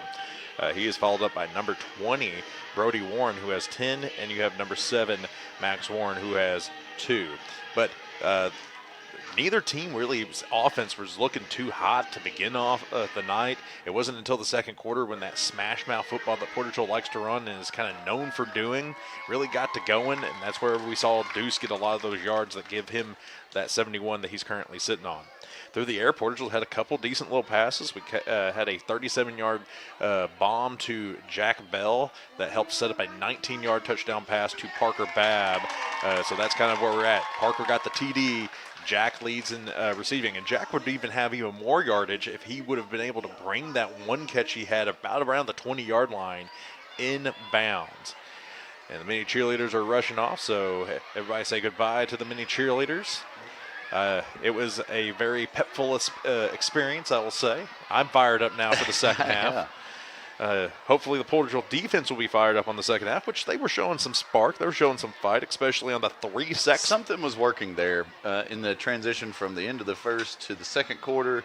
We had our little, another back and forth, and then all of a sudden our score, it separated us. Okay, now we're not goose eggs anymore. Let's just try something else. And then very next series, working it down the field, we score again. I mean, we did it in the style that we like to play. We Absolutely. like to play that run the ball, smash in the face type of offense. We can throw it if need be, and I know our receivers do get excited when they can get a chance to feast through the air. Somebody that we talk about often, number 3, Jack Bell. I mean, it's not a number that you see that just stands out each week. Tonight he is really standing out. He might be the guy that just player of the week next week for me, honestly. As the player for the week for me could be Parker Babb. He has 4 tackles and a sack. He has that touchdown. He doesn't have as much yardage as Jack, and Jack is showing some pretty good things in the secondary. Hey, Jack is playing on another level tonight. He's give me the ball. That's what he's hollering. But Parker Babb is currently leading us on tackles on the night with 4. He has that sack, one of 3 that Portageville's had, and those sacks have been kind of the thing that's helped get Portageville set in this mood and kind of getting into this groove that we've gotten into. We also have number 53, Maxie Ordez. He has 2 tackles. Number 1, Deuce has 2 tackles. C.J. Miller has 2 tackles. James Shalley has 2 tackles. Evan Windsor has 2 tackles. Brody Warren has 2 tackles. Then you have number 3, Jack Bell. He does have a tackle. Boogie, Adrian Alexander, has a tackle. Number 64, Brock Murphy, has a tackle. Then we had Eli Wheeler with a tackle and a sack. He's one of the sack brothers that we have. And then we had number 60 for the Dogs, Braden Jeffries, who also has a sack. And then Terrence Boyd had a tackle, and the problem, Cole Dodd, started us off with the very first tackle of the night. Some shout-outs to our listeners and followers on Facebook. Ran into a classmate of yours down at a funeral today. Had a cousin of mine pass away. But Rebecca, she made it to the live feed. She's watching us, listening to us. So thank you for tuning in, listening to us, Rebecca. How about Johnny Haynes? He's always been there. He's a go-to. He's an OG. He's a top fan if we were to have that. Yep. Grant Ash, he's definitely. He's another one. He's him and Johnny, I think, would be competing for number 1, number 2 on top fans on Facebook or YouTube. We've got Brooke Cross said, way to go, Dogs. Let's show some fight. Christy Richardson, Tiffany Edmondson, Ricky Wigfall.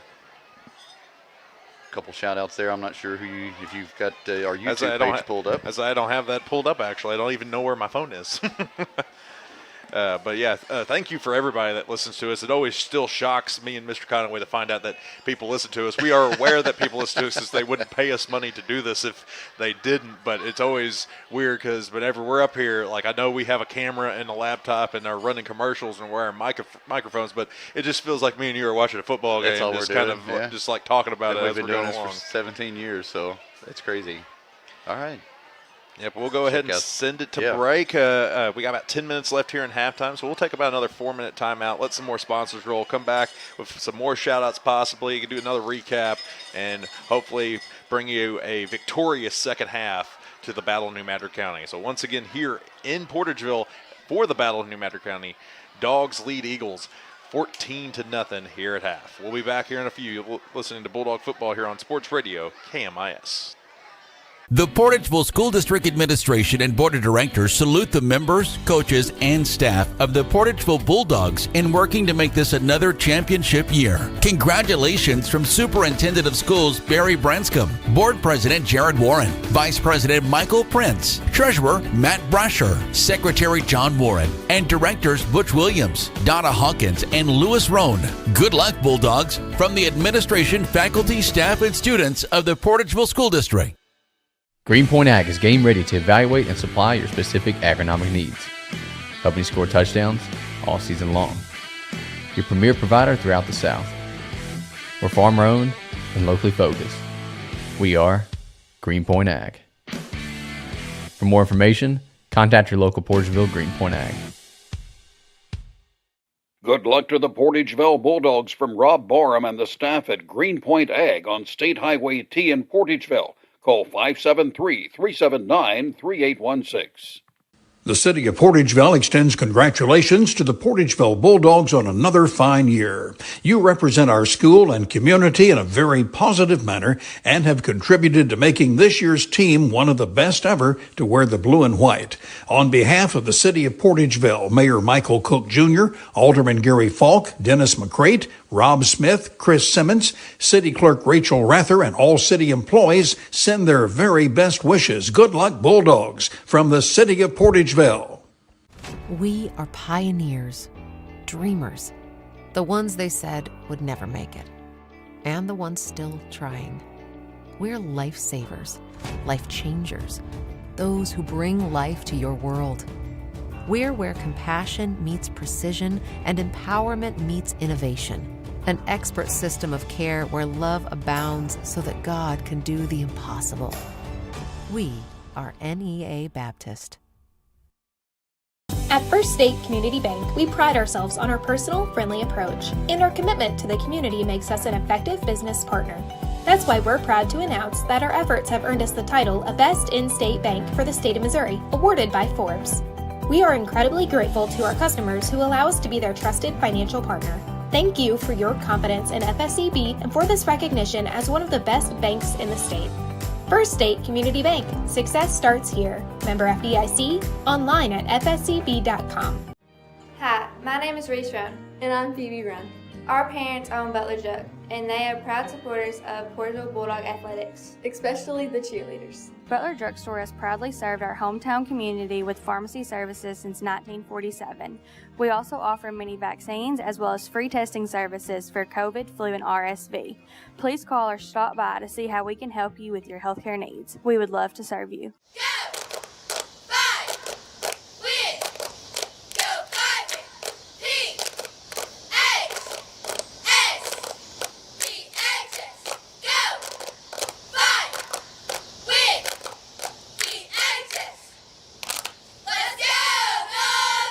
If disaster strikes, what would happen to your business?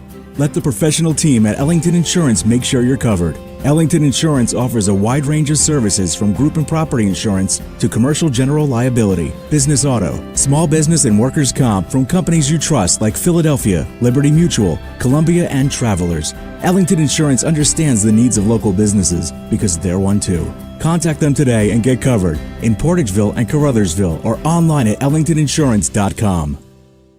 The Portageville Bulldogs are off to another exciting season in their quest for a state championship.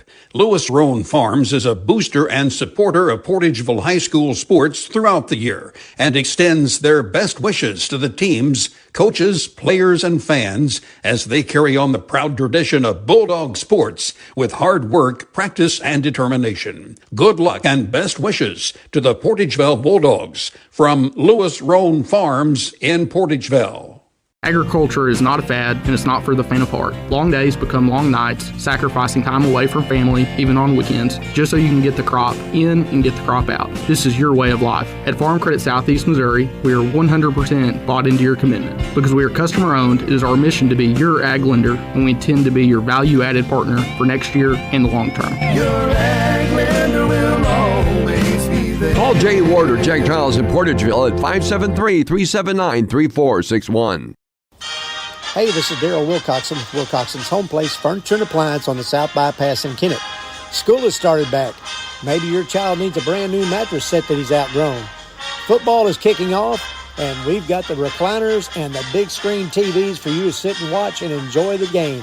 Come see us, Wilcoxon's Home Place Furniture and Appliance, 901 South Bypass in Kennett, Missouri, a family furniture tradition for over 75 years.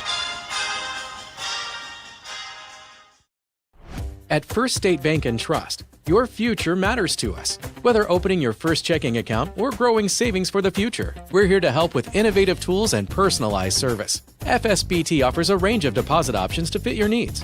For nearly a century, we've been committed to the financial needs of our local customers. Secure your future with a bank that's been trusted for generations of families in Southeast Missouri. First State Bank and Trust. Your money, your future, your bank. Member FDIC. Amy Pryor, Assistant Prosecutor for New Madrid County, proudly supports the Portageville Bulldogs as they gear up for another exciting season. With dedication, grit, and team spirit, these athletes are ready to make their community proud. As they take the field, Amy Pryor stands behind them, cheering on their commitment and heart. She knows success comes from perseverance, and these Bulldogs are built for it. Best of luck this season to the Portageville Bulldogs. From New Madrid County Assistant Prosecutor Amy Pryor. Stop. There's no need to pay full retail price when you need a replacement part for your vehicle. One visit to Delta Auto Parts and Salvage, Highway 61 North in Portageville will save you money. Serving the area for over 60 years, Delta Auto Parts and Salvage specializes in domestic auto and small truck parts. You'll always get quality service and parts at Delta Auto Parts and Salvage with local delivery and nationwide shipping available. Plus, you can search for your part right from their website, deltaautoparts.com. Before you pay full retail price, call Delta Auto Parts and Salvage, 800-392-0506. Welcome back, Bulldog football fans, here at halftime. We still got about 3 minutes, and there's a small chance they might add an additional 3 minutes to the clock. That's all right. Eagles are coming back out from the locker room. But here at halftime, the score is Portageville 14, New Madrid County Central 0. Zip. Nada. Kind of not what was expected. I mean, it's like you said, it's crisp here tonight. It's cold. It's kind of the official first, like, Burr moment we've had. It's 55 degrees currently, and it feels great. I mean, this is great football weather. They should be playing top-notch. They're the ones that's out there moving, but coming out of halftime, they're going to have to re-wake those tired muscles back up. Yeah, you can't really get stiff, and we had a slow start, which could have been possibly attributed to that. Both teams just kind of started off really slow. They kind of woke up there near the end of the second quarter, but just to kind of give you an example of just kind of how fruitless it was, based on my notes, we have I have quite literally written down bland start. We have Jeffries who gets a sack that calls a New Madrid County Central turnover on downs. Then Portageville, then there's a bunch of penalties that kind of stall our second offensive series that we have. There's a muff punt return that gives New Madrid a first down around the 50. Then New Madrid turns the ball back over on a punt. We have a Portageville turnover on downs.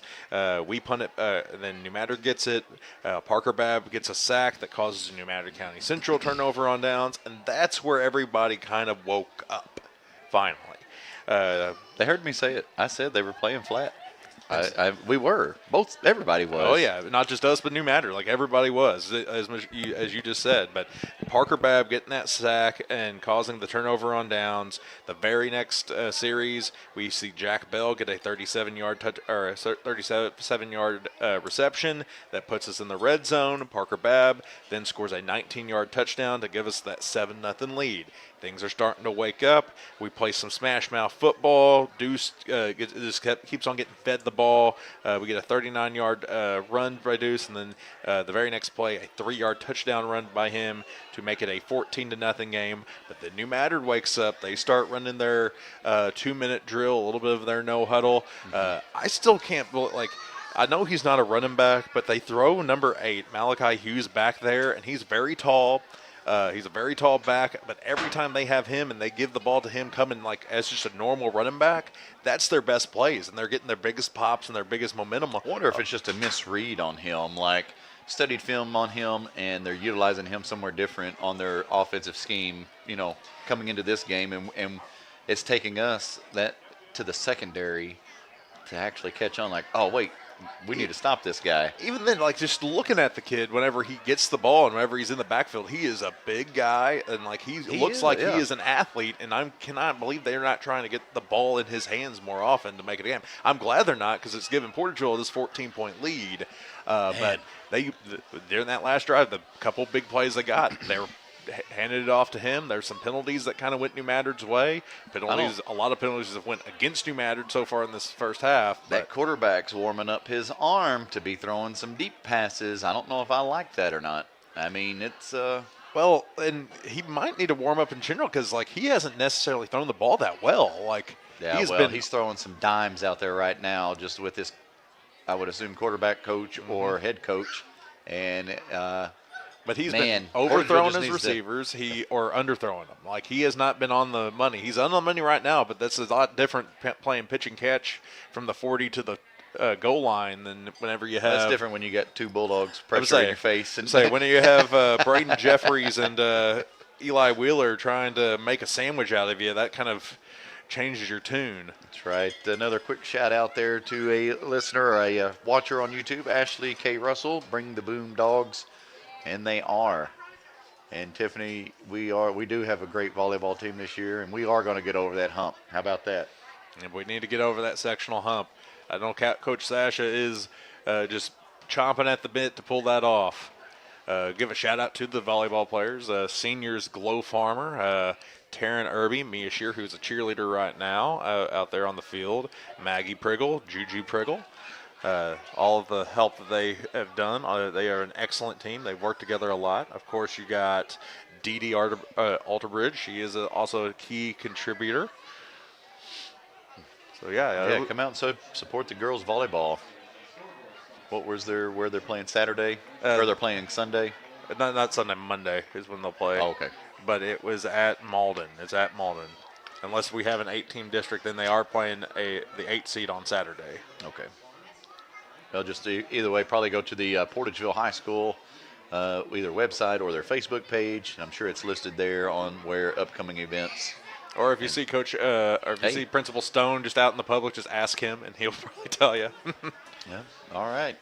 Getting ready to go. We'll throw it back for a quick commercial, and then we'll be back for second half of football here at Portageville. All right, 14-0 is it here at half. We'll be back here in 30 seconds. You're listening to Bulldog Football here on Sports Radio, KMIS. Baker Implement Company and Case IH are proud to support area high school athletics the same way we've supported our customers in the community for 85 years. Visit any of our 13 locations in Southeast Missouri and Northeast Arkansas to experience the power of red and the service and support that has kept customers coming back since 1938. Case IH and Baker Implement Company, supporting our community on the football field and in your field. Welcome back, Bulldog football fans. To start things off here in the second half, the Bulldogs will kick off to the Eagles, who will receive. Start things off here for the second part of the middle eight, second half. I would say the Bulldogs won the first 4 minutes, so we'll see if we can hold on to that here going into the second half. I'll say the last score that we had was right there on the fringe. I'd go ahead and kind of push it towards the middle eight. We were able to keep them scoreless there at half, even though New Madrid did threaten. We'll see if New Madrid can readjust and threaten again here in the opening of the third quarter. So the whistle's already been blown. Max Warren talking to his boys. They're just going to go turn and kick it. Here we go. That's how it's done. That was close. That was real close. A whole squad of dogs down there on the field, right in the face of number 51, who was the one that fielded it. But that's okay, though. It stopped at about the 48. Good field position for the Eagles to start things off here for them in the second half and the second part of the middle eight. As if you're going to do a squib kick like that to try to cause chaos, that is how it's supposed to look. That was a much more gettable ball compared to the last time. I wonder if they went out here behind us on the practice field in the dark and just tried it real quick, like, hey, you got to do it this way. More on the nose of the ball. First and 10 for the Eagles. Ball on their own 48. Start the second half of this middle eight. Man in motion. A little misdirection there. We'll stay at home at the line. Maxie Ordez. But that stay at home cost about a gain of 4, maybe even 5. So that was a good run. That was a good run there by New Madrid to start things off. And once again, it was number 8. It was Malachi Hughes that got the ball there. So we're trips here, trips left, and we're running here near side, crossing midfield, runs into a stack of dogs there. Maxie Ordez there, CJ Miller. Short gain, though, gain of about 3. Crosses midfield, ball on about the Bulldog 45. So third and short. Watch out for a hard count here, obviously. 3 minutes left in the middle eight here. New Madrid not in any hurry here. I think they're going to try to lull Portageville to sleep and try to get them to hop on a hard. Wing T. Man in motion. No hard count. There we Caught go. In the backfield. Number 52. Tay Bogan. Tay Bogan, the sawed-off guy, just shooting the gap and getting the tackle and saving the first down, bringing up a 4th and long, 4th actually. and 7. A TFL for Tay. Good read there. Showing punt.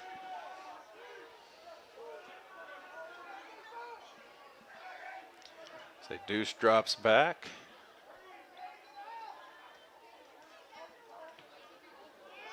Crazy kick, out of bounds at about the 32. Coach Fowler is busy tonight on the punt game. So halfway through the second half of the middle eight, Bulldogs get the ball back. 10:01. 14-0 is the score, still in favor of the Dogs. A small 18-yard punt for the Eagles. Portageville going to run trips left, it looks like. Brody is the lone setback.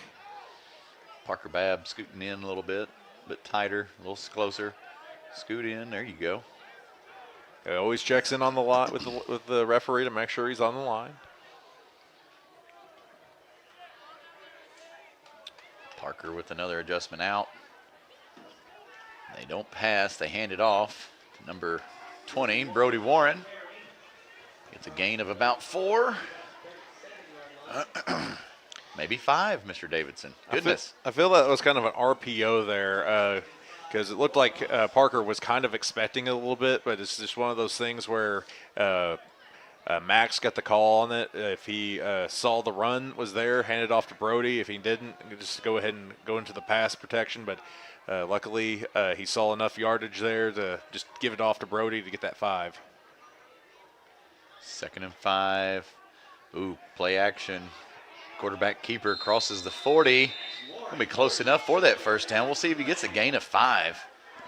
They're gonna mark him maybe just a little shy here. They're marking him at the 42. Ooh, it's gonna be close. Just inside the 42. 41 and a half is what they're gonna mark him down. So he's gonna be a yard short. 3rd and short, 9 minutes to go here in the 3rd quarter. 1 minute to go for that middle 8. I'm gonna say nobody really particularly won this second half, but Bulldogs definitely controlled the first part going into halftime. And when you have a lead, no one winning is still you winning. The handoff. Deuce. He got it. He got the first down. He's still on the loose. Crosses midfield. Gets across to the 40. Thrown down inbounds. He should be thrown down inbounds, but is there a flag? There is a flag on the far side. Nope, there's a flag far side. Wow, holding against the Dogs.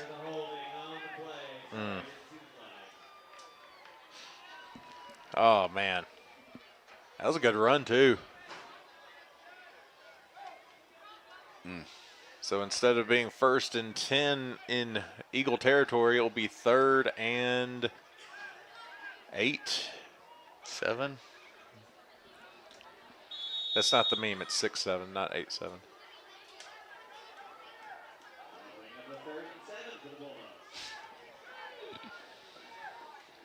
All right. Keep an eye out for Parker over here. He's gotten a lot of cushion. They finally identified it and kind of got up on him. That's still, there's a lot of green over there. Yeah, they're doubling up on him here. Hand off to Deuce with a sweep here near side to us. A lot of ground to make up. He gets up to about the 40. He tried to be elusive there, which I can't necessarily blame him because he didn't know if he was going to get the yardage, but he ends up being just shy of the first down by a couple yards. If he would have lowered his shoulder and tried to just push forward instead of try to dance around there for a little bit, he might have got it. It would have been close. 4th and about 2 for the Dogs. Maybe a long one. They're going to be a hard count here, I got a feeling. Up. Deuce jumped too, but hopefully New Madrid also jumped. It's going to be against the Dogs. Yep. So we'll see Evan Windsor drop back to punt.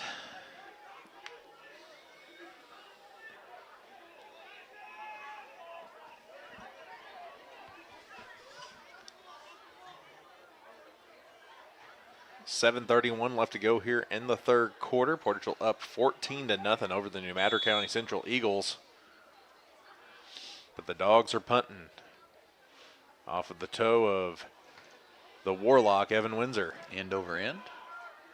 Lands right beside Parker Babb. Takes a Bulldog bounce to the 31-yard line. Good punt there by the Warlock. Flips the field.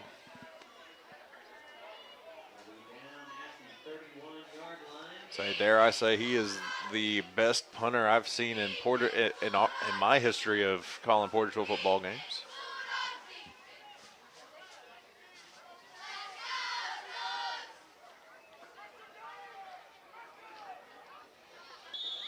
All right, 1st and 10 for the Eagles.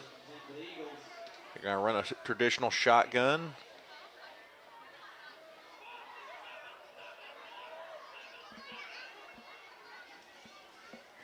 Boston 7-7 apparently.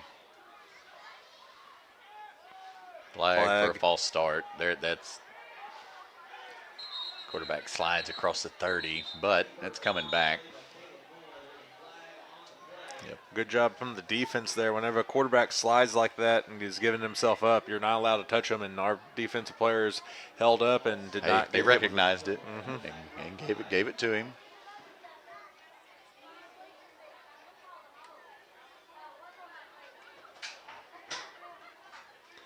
The false start was against the Eagles, so big push a back 5 to make it a 1st and 15 now.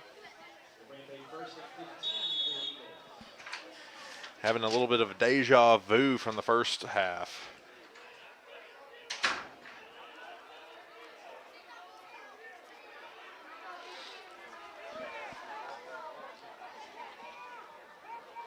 All right, running the tee. Sweep to the far side of the field, getting chased down. C.J. Miller there. James Shalley in on that stop. Keeps it from getting too much down the field.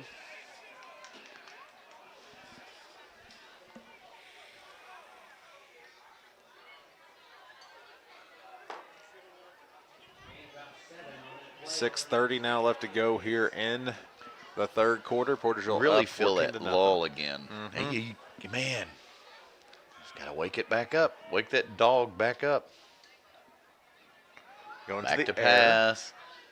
It's there. First down. First reception of the night for Madrid County Central. Antonio Deuce Higginbottom with that tackle along with the assist from Parker Babb. Nothing you really could do on that type of pass unless you're already kind of reading it. It was kind of a curl route where they could run. It looks like they're running a go, which is just straight down the field, but they get about 10 yards and then they turn back and come back towards the ball. All the receivers did that to kind of come back towards the stick. Yep. It was just a pitch and catch, easy first down. Madrid trying to work it back down the field. Ball on their own 45, 1st and 10. 5:53 to go here. Sweeping near side. A cut back. C.J. Miller with the miss. Brody Warren with the tackle with the assist from number 8, James Shalley. But it's going to be a tackle for a loss of about 1. No, they're going to bring it back up. Sorry. Where the one ref was with the football, I guess he was just trying to make the players get out of his way. Let's say that was a little bit of life for both teams. Right there. The sweep was had a little bit more action to it. Portageville's defense playing with a little bit more agency there.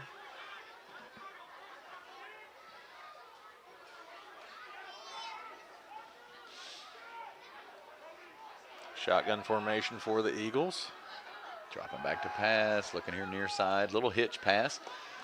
Good C.J. move. Miller. I will say, C.J. Miller, even though he got juked, he stayed home with his quick adjustment and was able to come back and stop the play. But it was enough for a full first down. They get just over 45-yard line. They're on the 44, on the Bulldog 44 to be exact. 4:51 to go here in the third. And Say a whole lot of football still in our future here. About 17 minutes is a decent amount of time. Lots of time. Man in motion. There's a flag. That's going to be false start, illegal shift for the Eagles. False start on the Eagles. That'll back them up 5. Yep, their jet sweeper started his engines a little bit too soon. So I think it was about 10 years ago now that we first got introduced to the jet sweep via New Madrid. The infamous helicopter game.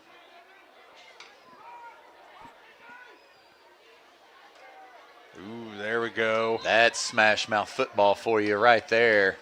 C.J. Miller, Tay Bogan, Max Ordez, Cole Dodd. Stepping up and filling that Brody hole. Warren. Boom.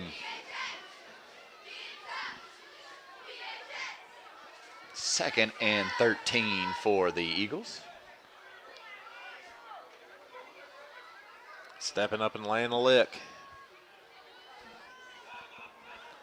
They only sting for about 5 seconds. Until it goes numb. Mm-hmm.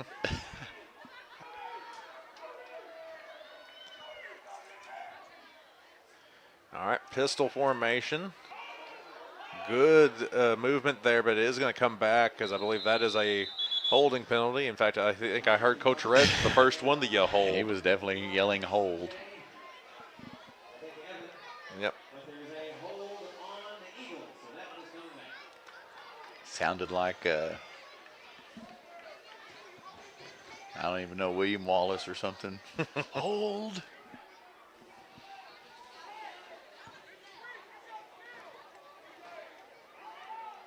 Well, Coach Red is the world history teacher, so he'd be the one that you need to talk to about William Wallace if you were interested in. No, that's okay.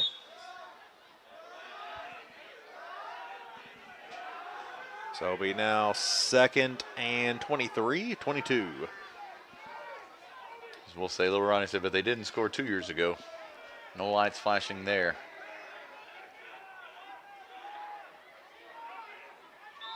Timeout, New Madrid. So they had about 4 seconds left on the play clock. We'll go ahead and take a timeout with them. Score still 14-0 here in this kind of a lull of a third quarter. 3:07 left to go in the third. We'll be back here in a few. You're listening to Bulldog Football here on Sports Radio, KMIS. The Portageville School District Administration and Board of Directors salute the members, coaches, and staff of the Portageville Bulldogs in working to make this another championship year. Congratulations from Superintendent of Schools Barry Branscombe, Board President Jared Warren, Vice President Michael Prince, Treasurer Matt Brasher, Secretary John Warren, and Directors Butch Williams, Donna Hawkins, and Lewis Roan. Good luck, Bulldogs, from the administration, faculty, staff, and students of the Portageville School District. Welcome back, Bulldog football fans. 3:07 left to go here in the third quarter. 14-0 is the score in favor of the Dogs. New Madrid County Central with the football, staring at 2nd and 22. They just took a timeout. Time was running down on the play clock. I think they were trying to get in an audible, not liking what the Bulldog defense was showing them. They're going to go to their trips right formation. They like to run the jet sweep out of this side. Nope, they're going to the air. And deep down the field. Ooh. Almost intercepted by number 3, Jack Bell. Good block. Wow. Needed that one. He had a good read on that one. Most of the time you don't Jack does get guilty occasionally of trying to play hero ball, especially as a defensive back. But that was a really good read. And who don't, man? I mean, it's coming your way, you know? But he could have done it that time. Like that time, it was like that's perfectly fine. You should have came down with it. Yeah, he should have came down with it that time. So third and forever for the Eagles. They're going to have to figure something out here. I got a feeling they're going back to the air one more time. Maybe a little misdirection here. Maybe a reverse. Quick route. Get some yardage, but not everything. They're going to go for it, I imagine, here on 4th down. Cole Dodd in on that play. Brody Warren with the assist. The problem. Just crossing midfield, but hey, it's going to be 4th and about 15 for the Eagles with 2:30 to go here in the third quarter. Give a shout out, Caden Jones also in the game there. He was over there in the vicinity. 4th and 15, and they're punting. Oh, I heard something. Caden got a piece of that. Out of bounds, a short punt of about 8 yards. Not even that. Yeah, about 8 yards.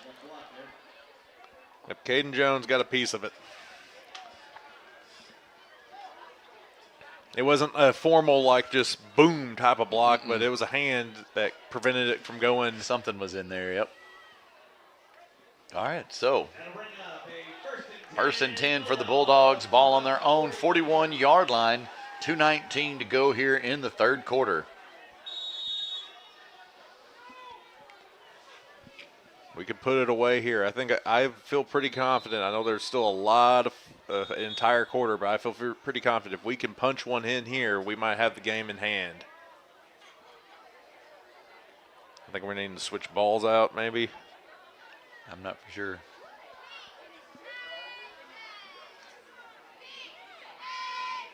I'll say.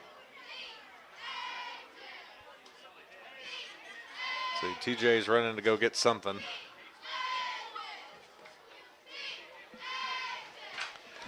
Your guess is as good as mine. You have no idea. I don't see anything like Trover's on pressing or Trover's on the scene now too. Is there an issue on the far side there? I'm not for sure. The refs are definitely talking amongst themselves. You can see they're using their little walkie-talkie system, being able to talk.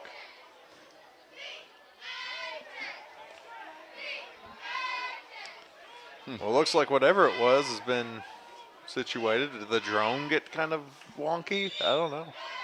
No, we've got 2 drones, one on either end. Oh, okay, so they are sending some officer across the way. I'm not sure what's going on there. All right, just an official timeout. It's all right, we'll take a quick timeout, let things cool off here and figure out what's going on. We'll be back in a minute. You're listening to Bulldog Football here on Sports Radio KMIS. Greenpoint Ag is game ready to evaluate and supply your specific agronomic needs, helping you score touchdowns all season long. Your premier provider throughout the South. We're farmer owned and locally focused. We are Greenpoint Ag. For more information, contact your local Portageville Greenpoint Ag. Good luck to the Portageville Bulldogs from Rob Barham and the staff at Greenpoint Ag on State Highway T in Portageville. Call 573-379-3816. Welcome back to action as we're going to toss it to Deuce, who's going to dance. We had a player of an injured hand, an Eagle with an injured hand, and there are flags galore. Wow. There's a little bit of a dust-up going on the Portageville sideline. Goodness. I mean, if you want to start something in a location white jersey, that is a very interesting place to do it. Wow. I think we're going to see some people take a shower. Ooh. Little heat coming there. A little spicy in the third quarter here at Portageville. I see 3 flags. Next thing was hats. I see 4 flags. It's like we have seen that before where they had to start throwing their hats down. We have all 4 flags right here in the vicinity of the camera from the 45 to just the 46 or 44. It looks like somebody maybe got pushed or like rolled into the fence. Well, there were 2 of them kept fighting down the field, and there was 2 New Matter defenders on 1 Bulldog. So, of course, here on this side, fans reacted immediately. I might have reacted a little bit too, trying to draw the camera back, but what happened earlier was an injured player. Nothing crazy. Yep, nothing.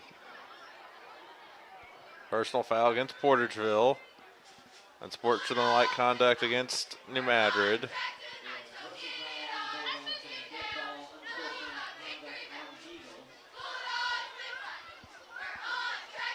So it's going to be, I think it's going to be a double walk-off. First they're going to walk it off against Portageville, then they're going to walk it off against New Madrid.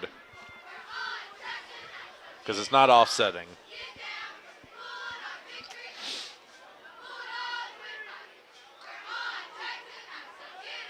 Because I feel like, yeah, I don't know. Stuff gets kind of silly on.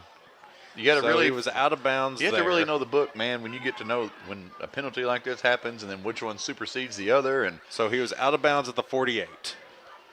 That's where they're spotting the ball. Deuce is handing the umpire the ball to kind of get the situation moving. So they're going to walk backwards for Portageville, and they're going to walk back forward for New Madrid. So there's 10, 15 for Portageville. All 15. It was personal foul against Portageville. Unsportsmanlike conduct against New Madrid, and it'll be a walk-off back forward 15 yards. Well, it depends on how many unsportsmanlikes New Madrid just got. You can only get 1. 1 and 1. So we're back at midfield, and it will remain first down due to the severity of the penalty. It'll be 1st and 1? Yes. Yes, still 1st and 1. 1st and 1. Of course, anytime it's 1st and 1, that means we need to go to number 1, Antonio Deuce Hickenbottom on a dive. A little clarification there, Coach Penn, wanting to know from the head ref what the walk-off and the walk-forward. Okay, a little thumbs up there, clarity clear. clarified. 2:11 to go here in the third. So it's a 15-yard penalty against Portageville from the spot from where we were spotted originally, and then it was a 10-yard walk-off after the spot back up, and that's what put us on the 1, or put us on a 1st and 1 on the 50.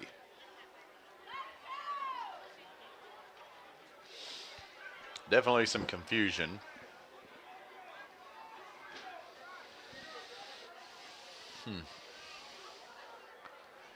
They're still talking.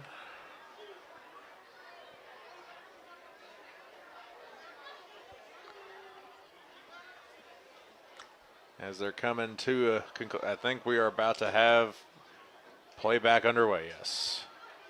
The umpire is going to explain it to Coach Bodwell.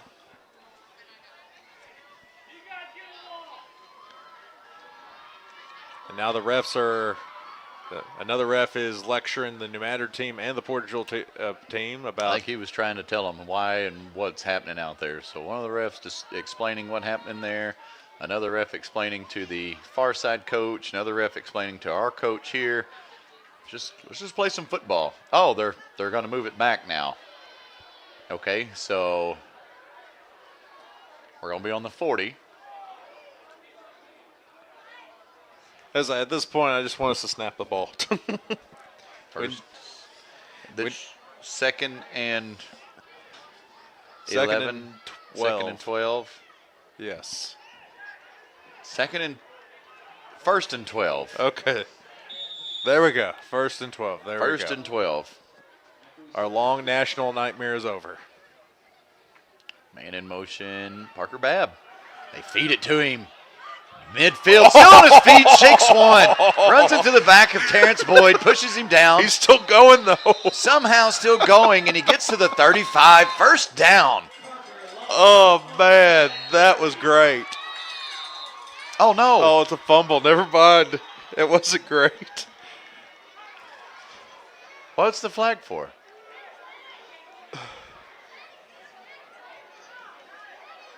So it's New Madrid ball. That was a great run. I did not see the ball come out, and it had to have happened when they swarmed him and stripped it, maybe? Yeah. Okay. Still, I thought it was a great run by Parker. Let's see. There was a hot flag thrown in the air. So he ran through Terrence Boyd, and that's not an easy task.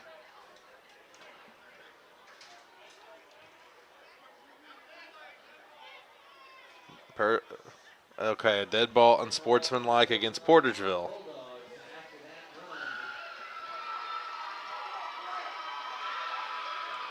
The Eagles screech after that penalty.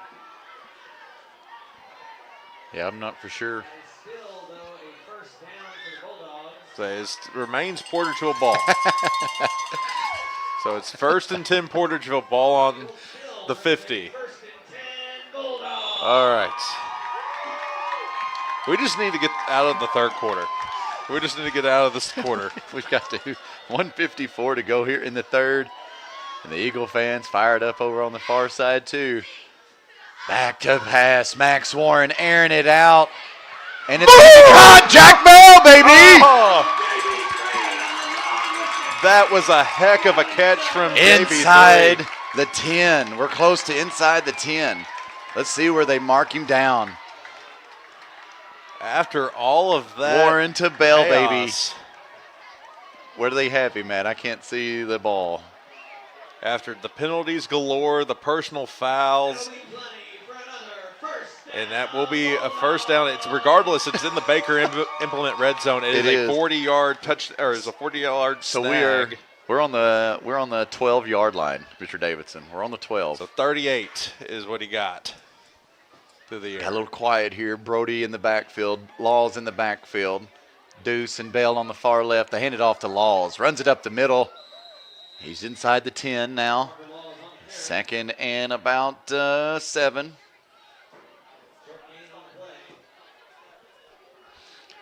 So they're going to give him actually only about 2. Put him down where his knee was. Yep. So 2nd and 8.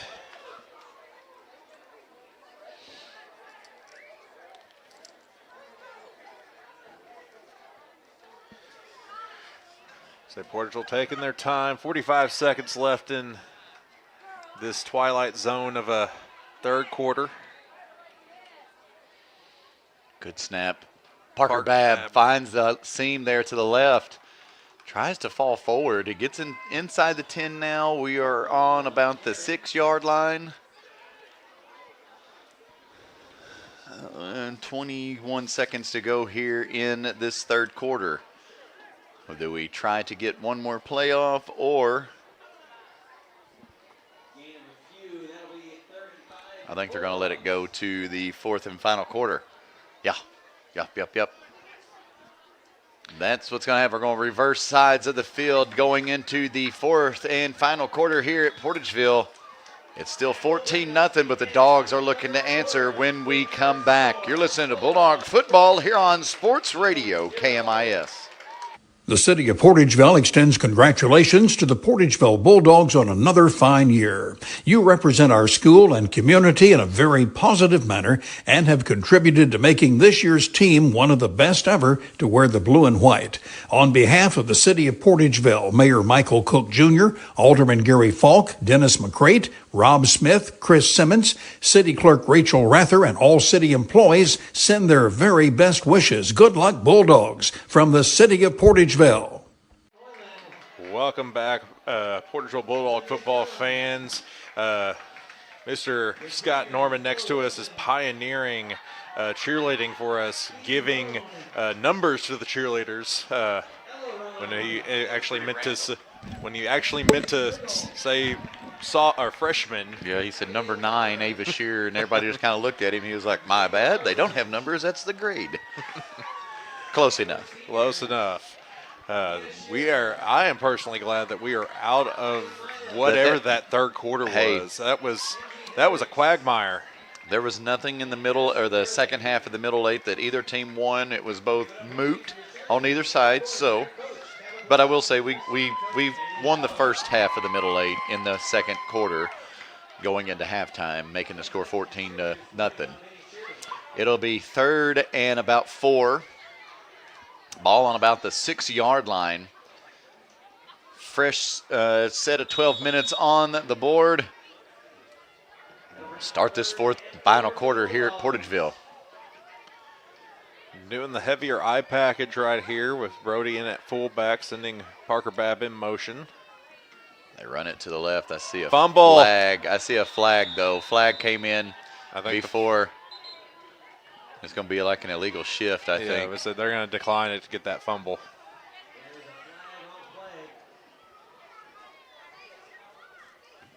It's going to be a false start against the Bulldogs. Declined, and the Eagles recover the fumble.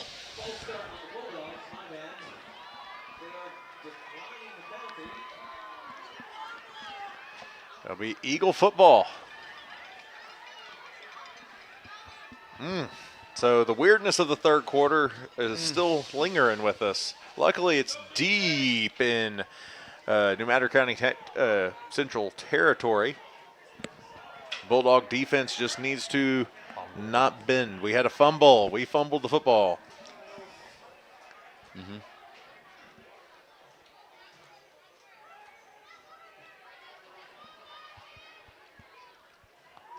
That right. is a good question. How do you have a when the play is supposed to be blown dead? Yeah.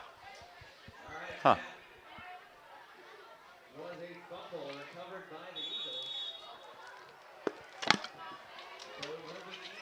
All right, so deep in. Regardless, yeah, in it's Madrid Eagle ball. County.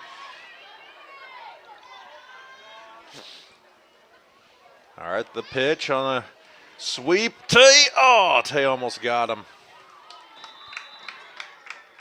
Cole Dodd. Cole Dodd, the problem gets him, though. We're not calling him like he's a problem. That's his nickname. He likes Just to to call clarify, himself we're going to clarify. He likes to call himself a problem on the field. He has another friend out there Who is the solution? Yes. You get them together. They're the equation. All right. Goal line fumble. The second and about 3 for the Eagles. And of about 7, they're going to the air, far side. It should be, I was going to say it should be incomplete, but it was a low pass. As if it was complete, he did not gain much. No. Oh. It was a gain of about 1.5. And he had to come he came back. Yes, to he get that was 1 coming yard. back falling to catch that. That's the second time. I agree with it. Let's make a play. So a touchdown should shut the door on this game if Portageville can can clamp down here on New Madrid right now. And there we go. Out. Parker Babb tangled up down there.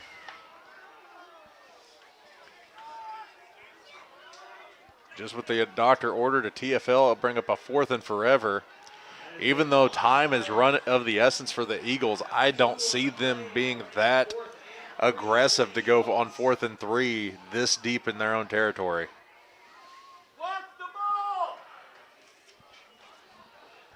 So they got about 15 seconds to make up their mind. I see an Eagle timeout possibly.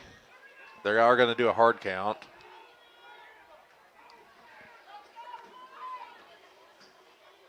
Up, they are going for it. Wrapped and it up. Stopped. Brody Warren, C.J. Miller. Brody was like, "Not today. I'm not. I'm ready to be back in the Baker Implement red zone after the TOD, the turnover on downs."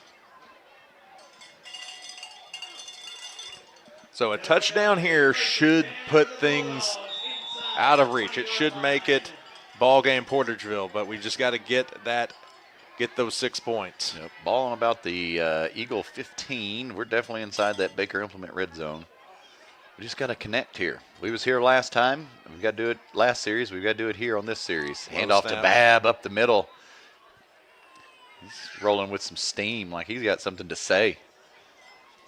He had his run that he had with authority was the thing that started like the weird penalty palooza that we had there near the end of the third quarter. That's fine, but I'm going to say Jack Bell has given the Dogs the spurts of fire that we needed to get going. He was a spark that got us going. He's been making those catches that needed it. We've got Jack and Deuce here on the left side. We're running time off the clock. That's it, clock management from here on out to the end of the game. I mean, there's 9 minutes to go here in this fourth and final quarter. We've got 10 on the play clock. Let's go. So it's going to bring up 2nd and 8, 2nd and 7. Hand off to Parker Babb. There we go. And he runs to the left side, finding a little seam there. He's going to get enough for that first down. He's inside the 5 and down on about the 3 or the 2. First and goal for the Dogs. Fresh set of downs. More of that clock drifting away. I was about to say, I like how high the 1 yard. Yeah, that was that caught my attention there. That was great. So we're just taking our time, eating some time off the clock. 8:30 now to go here in this fourth quarter. The Dogs line up, 10 on the play clock. Parker is the deep back. It was down to 4. Ooh, he's caught in the backfield. He still fights. He smelled that one out, though. He'll lose about a yard, making it 2nd and goal from the 4 now.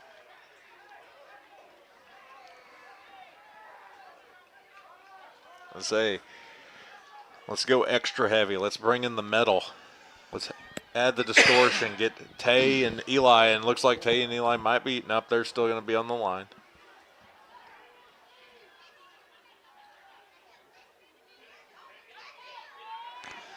Adjust the camera a little bit over here. Handoff. Does he get it? And he does. Right up the gut. Touchdown Bulldogs. Is that number 20, Brody Warren? It is. 20-0 now in favor of the Dogs. A complete shutout here. 7:34 to go in this quarter. Tanner Hobgood coming out on the field to line up for the PAT.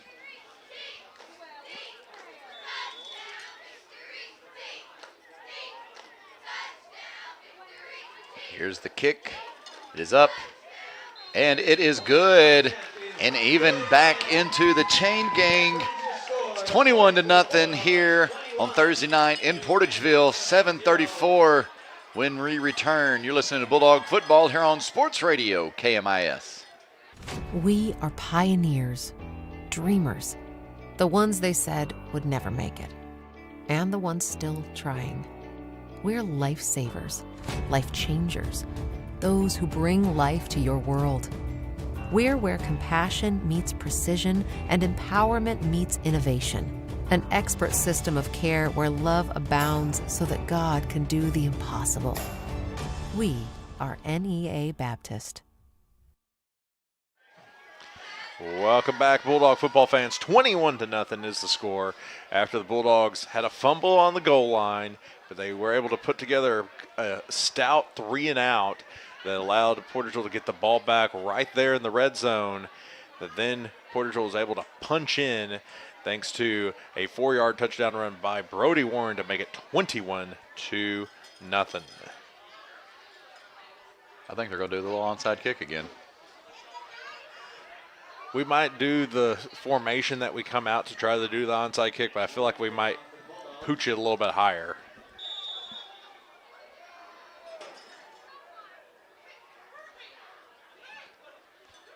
Yep, here it comes. Yep, that time we do it again. Oh, here we got it. Back. Keep going. Can they not keep going? You can't advance it, but it is Portageville ball.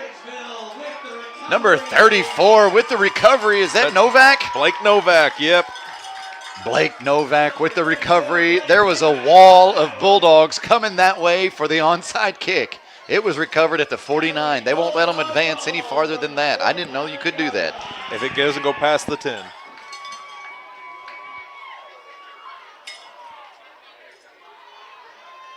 There we go.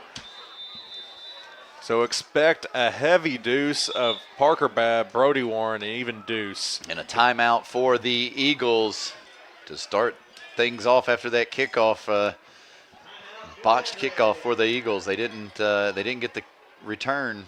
Bulldogs got it instead. I think they're trying to figure out what was that really even, how that even really happened. But all right, we'll take a timeout with them, give them a breather, and try to figure it out. 7:31 when we return. 21-0 is a score. You're listening to Bulldog Football here on Sports Radio, KMIS. At First State Community Bank, we pride ourselves on our personal, friendly approach, and our commitment to the community makes us an effective business partner.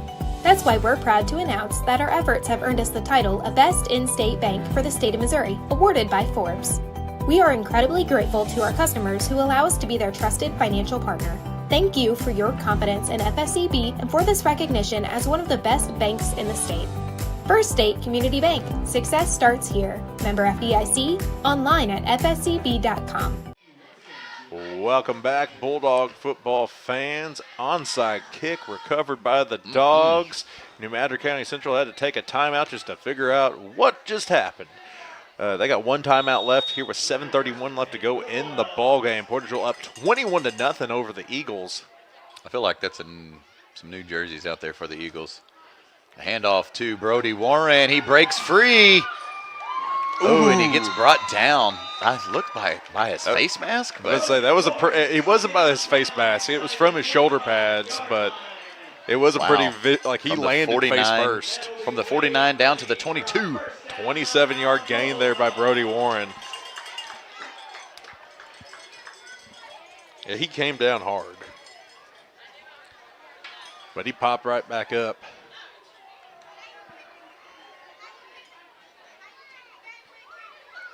The coaches did take him out to go. Nope, he's still in there. I thought he, I was looking, I didn't see him. I was like, I guess they took him out to give him a breather, but just to the right there of Max. Here's the scary thing: they put James in, and James is even more bruising back. And they hand it off to James. He's met at the line. He takes it to the side, strings it out, and he runs through, hit sticks a guy inside the 20. He's down and around the 11-yard line, so that's enough for that first down, and we're at the Baker Implement red zone. We're inside it. We're on the 11. Yeah, James Shalley, his play style is I'm going to run you over. So he's not really, he will occasionally break one off if he runs through somebody, but he aims for somebody and he is going to run through them. So he gets tackled pretty easily, but he's going to make them pay. Nobody in the slot to the left, but we've got two to the right. Mason Babb, Parker Babb, James Shalley in the backfield. He gets the handoff, runs it right up the middle. Boom. Nobody meets him, and he runs it in and good for 6. Touchdown, Bulldogs. 27-0 now. 6:08 to go here in this ball game. The Bulldogs keep turning it on. James Shalley Shift is to a another gear, baby. He's a sledgehammer. That's what he is. He just keeps swinging them, and eventually it's going to break the wall down, and that's what James Shalley does. Tanner Hobgood lines up for the PAT for the Dogs. He's 3 for 3 on the night. Make it 4 for 4. It's up. There's a flag. It's no good, but what's the flag thrown for? Oh, no. It was kind of a, almost like a punt-looking style kick. Or the way the ball came out, but it went over the play clock. That's how. Yeah. It was to the right, shanked to the right. There was a flag. I don't know who. Did he touch the center or something? Is that why the flag was touched or thrown? So personal foul against the Eagles. Retry the kick. I would assume it was a touching the center or something. I don't know, because that is a thing. We don't move the ball or anything. Do they move it up a little bit? I don't know. I think they do, but the kicker didn't. It's hard to really tell this close. All right, so retry for Tanner Hobgood. Make it 4 for 4, and it is no good. Shanked it to the left. That's all right though. He had a lot of pressure coming from the edges. 27-0, still in favor of your Dogs. 6:08 to go when we come back. You're listening to Bulldog Football here on Sports Radio KMIS. Hi, my name is Reese Roan. And I'm Phoebe Run. Our parents own Butler Jug, and they are proud supporters of Portageville Bulldog athletics. Especially the cheerleaders. Butler Drugstore has proudly served our hometown community with pharmacy services since 1947. We also offer many vaccines as well as free testing services for COVID, flu, and RSV. Please call or stop by to see how we can help you with your healthcare needs. We would love to serve you.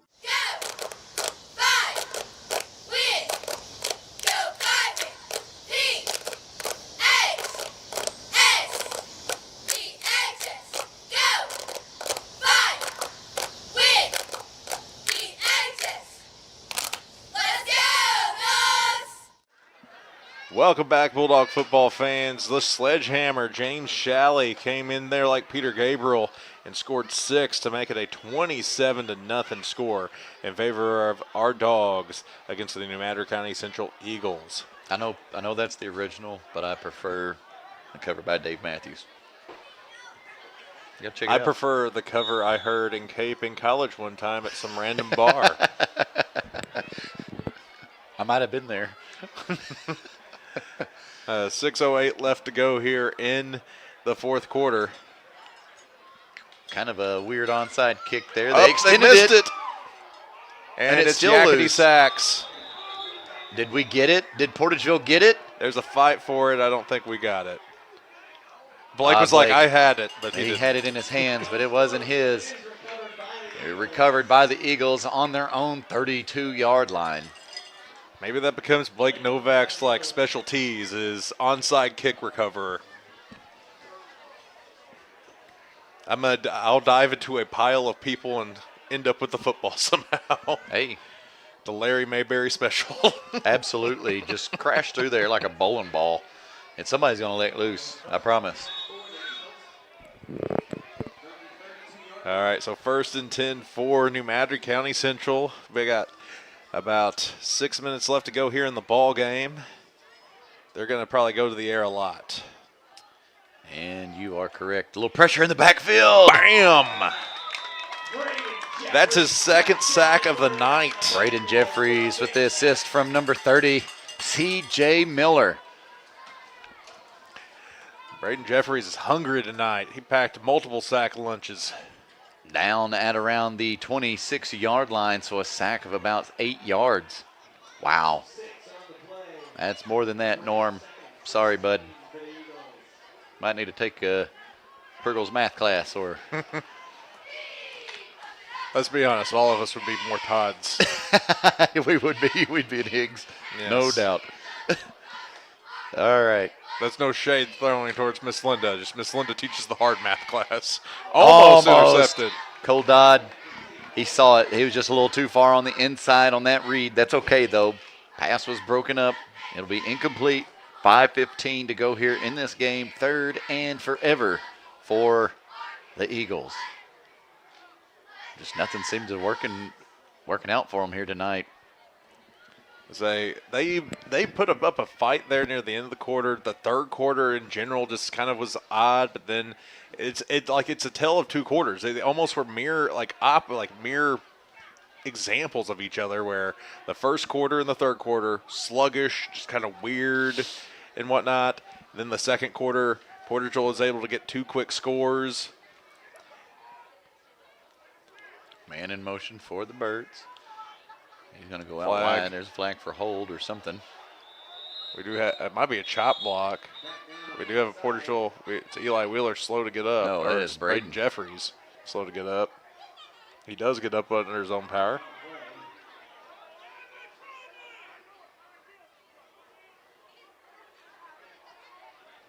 Gavin Crumley going in for Braden. See what this head ref has to say. So based on just how Braden was looking, I feel this is chop block. It could be hold. Personal foul, chop block. Yep, just one of them weird plays there too, man. Just caught off guard, and you can't go below the waist on some plays, on certain plays anyway.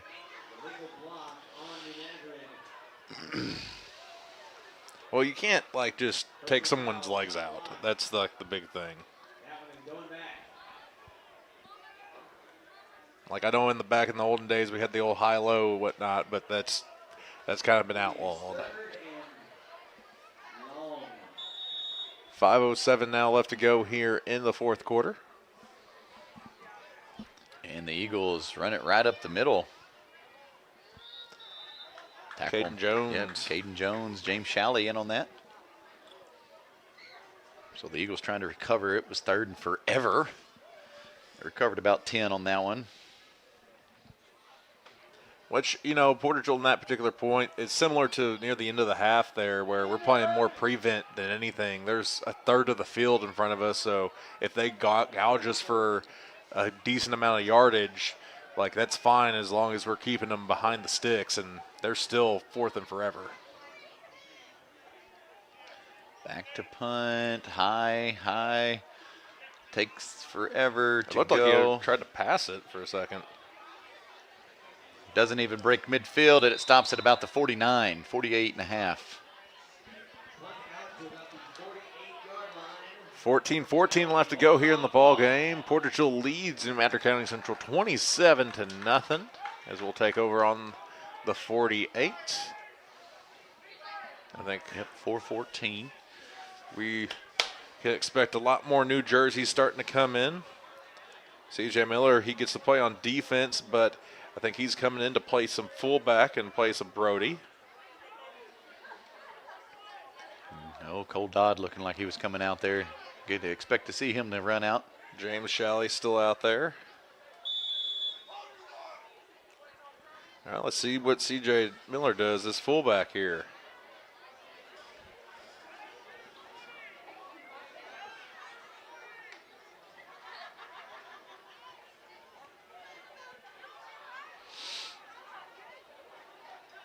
From the 48, handoff to Shalley.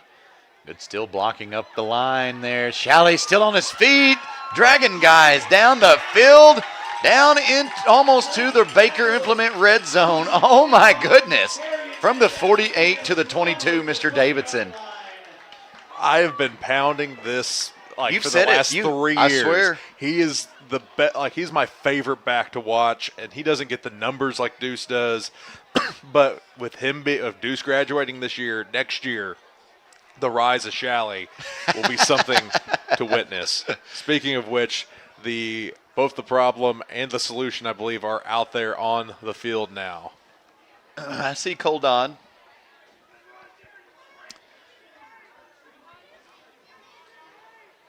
So I think it's just cold out. I cold. don't see Jackson Harper. I thought there for a second that Maxey was Jackson. I apologize there, folks. Warren hands off. Shalley still on his feet, runs it in from 22 yards out. Touchdown, Bulldogs. 33-0 now. Here for your mighty fighting Dogs. 3:25 to go in this game. Do we go for two, Mr. Davidson, and just seal the deal? Mercy clock? No, we're set up for the PAT. We're at the end of the ball game. Like, there's only about 3 minutes. We're not going to save that much time. Kick is up, and it is good. We reverse jinxed ourselves. Reverse jinxed it 4 for 5 on the night for Tanner Hobgood after that PAT. 34-0 is the score. 3:25 when we return. You're listening to Bulldog Football here on Sports Radio KMIS. If disaster strikes, what would happen to your business? Let the professional team at Ellington Insurance make sure you're covered. Ellington Insurance offers a wide range of services from group and property insurance to commercial general liability, business auto, small business and workers' comp from companies you trust like Philadelphia, Liberty Mutual, Columbia, and Travelers. Ellington Insurance understands the needs of local businesses because they're one too. Contact them today and get covered in Portageville and Caruthersville or online at ellingtoninsurance.com. Welcome back, Bulldog football fans. James Shalley with the second touchdown of the night. Another one to make it a 34-0 game in favor of the Dogs over the Eagles. I'm going to say this is probably the biggest surprise in the area that Portageville's hung 34 on the Eagles, and the Eagles haven't responded. 68 yards rushing for James Shalley on 4 carries. 68 yards rushing and 2 touchdowns on 4 carries for James Shalley. Which I will note that this is a very white jersey Eagles defense that we are running against right now. Out of bounds at the 33. Flag.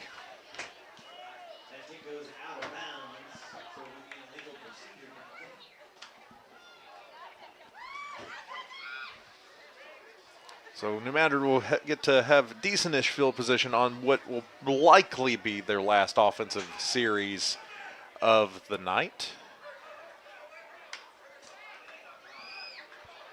They will fall to 4-5. We are improved to 5-4. And unless Malden can pull off the upset next week, we'll be next Friday, we'll be hosting the Green Wave on Halloween night. The Eagles, they fumble. dropped it. Chase down C.J. Miller, dragging him down. C.J. Miller with the solo tackle, but it's not going to be that big tackle for a loss. He made it back up to, let's say, forward progression. Yeah, forward progression. He made it to the 35, so he ran backwards and then came back forward before he was just being slung around, so. They're actually going to give a modest loss. Yeah, modest loss of about 4.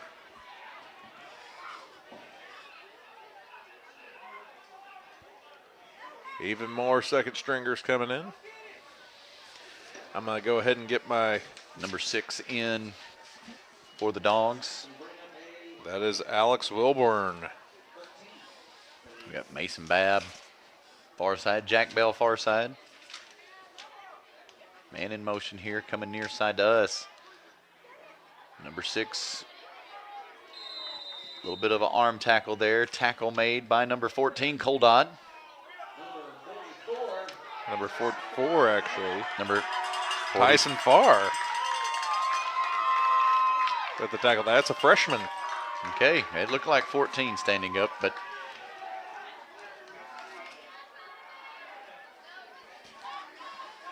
who all do we have out there? 55, 71, and 64. 64 is Brock Murphy. 24 is Caden Jones. 55 is Armand Taylor. Far side of the field, number 22, Richardson. And that's where they're throwing. Ooh, nope. They end up going towards the slot there. Richardson's on the outside. Still, Babb. the matter got loose. Babb with the tackle. Number 12, Mason Babb with the tackle. 1:26 now left to go here in the ball game.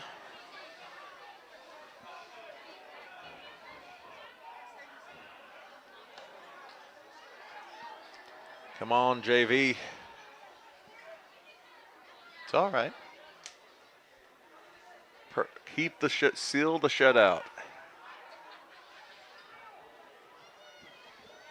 Under almost a minute to go now here in this ball game. Eagles man in motion. Flag. False start against the Eagles. 1 minute to go.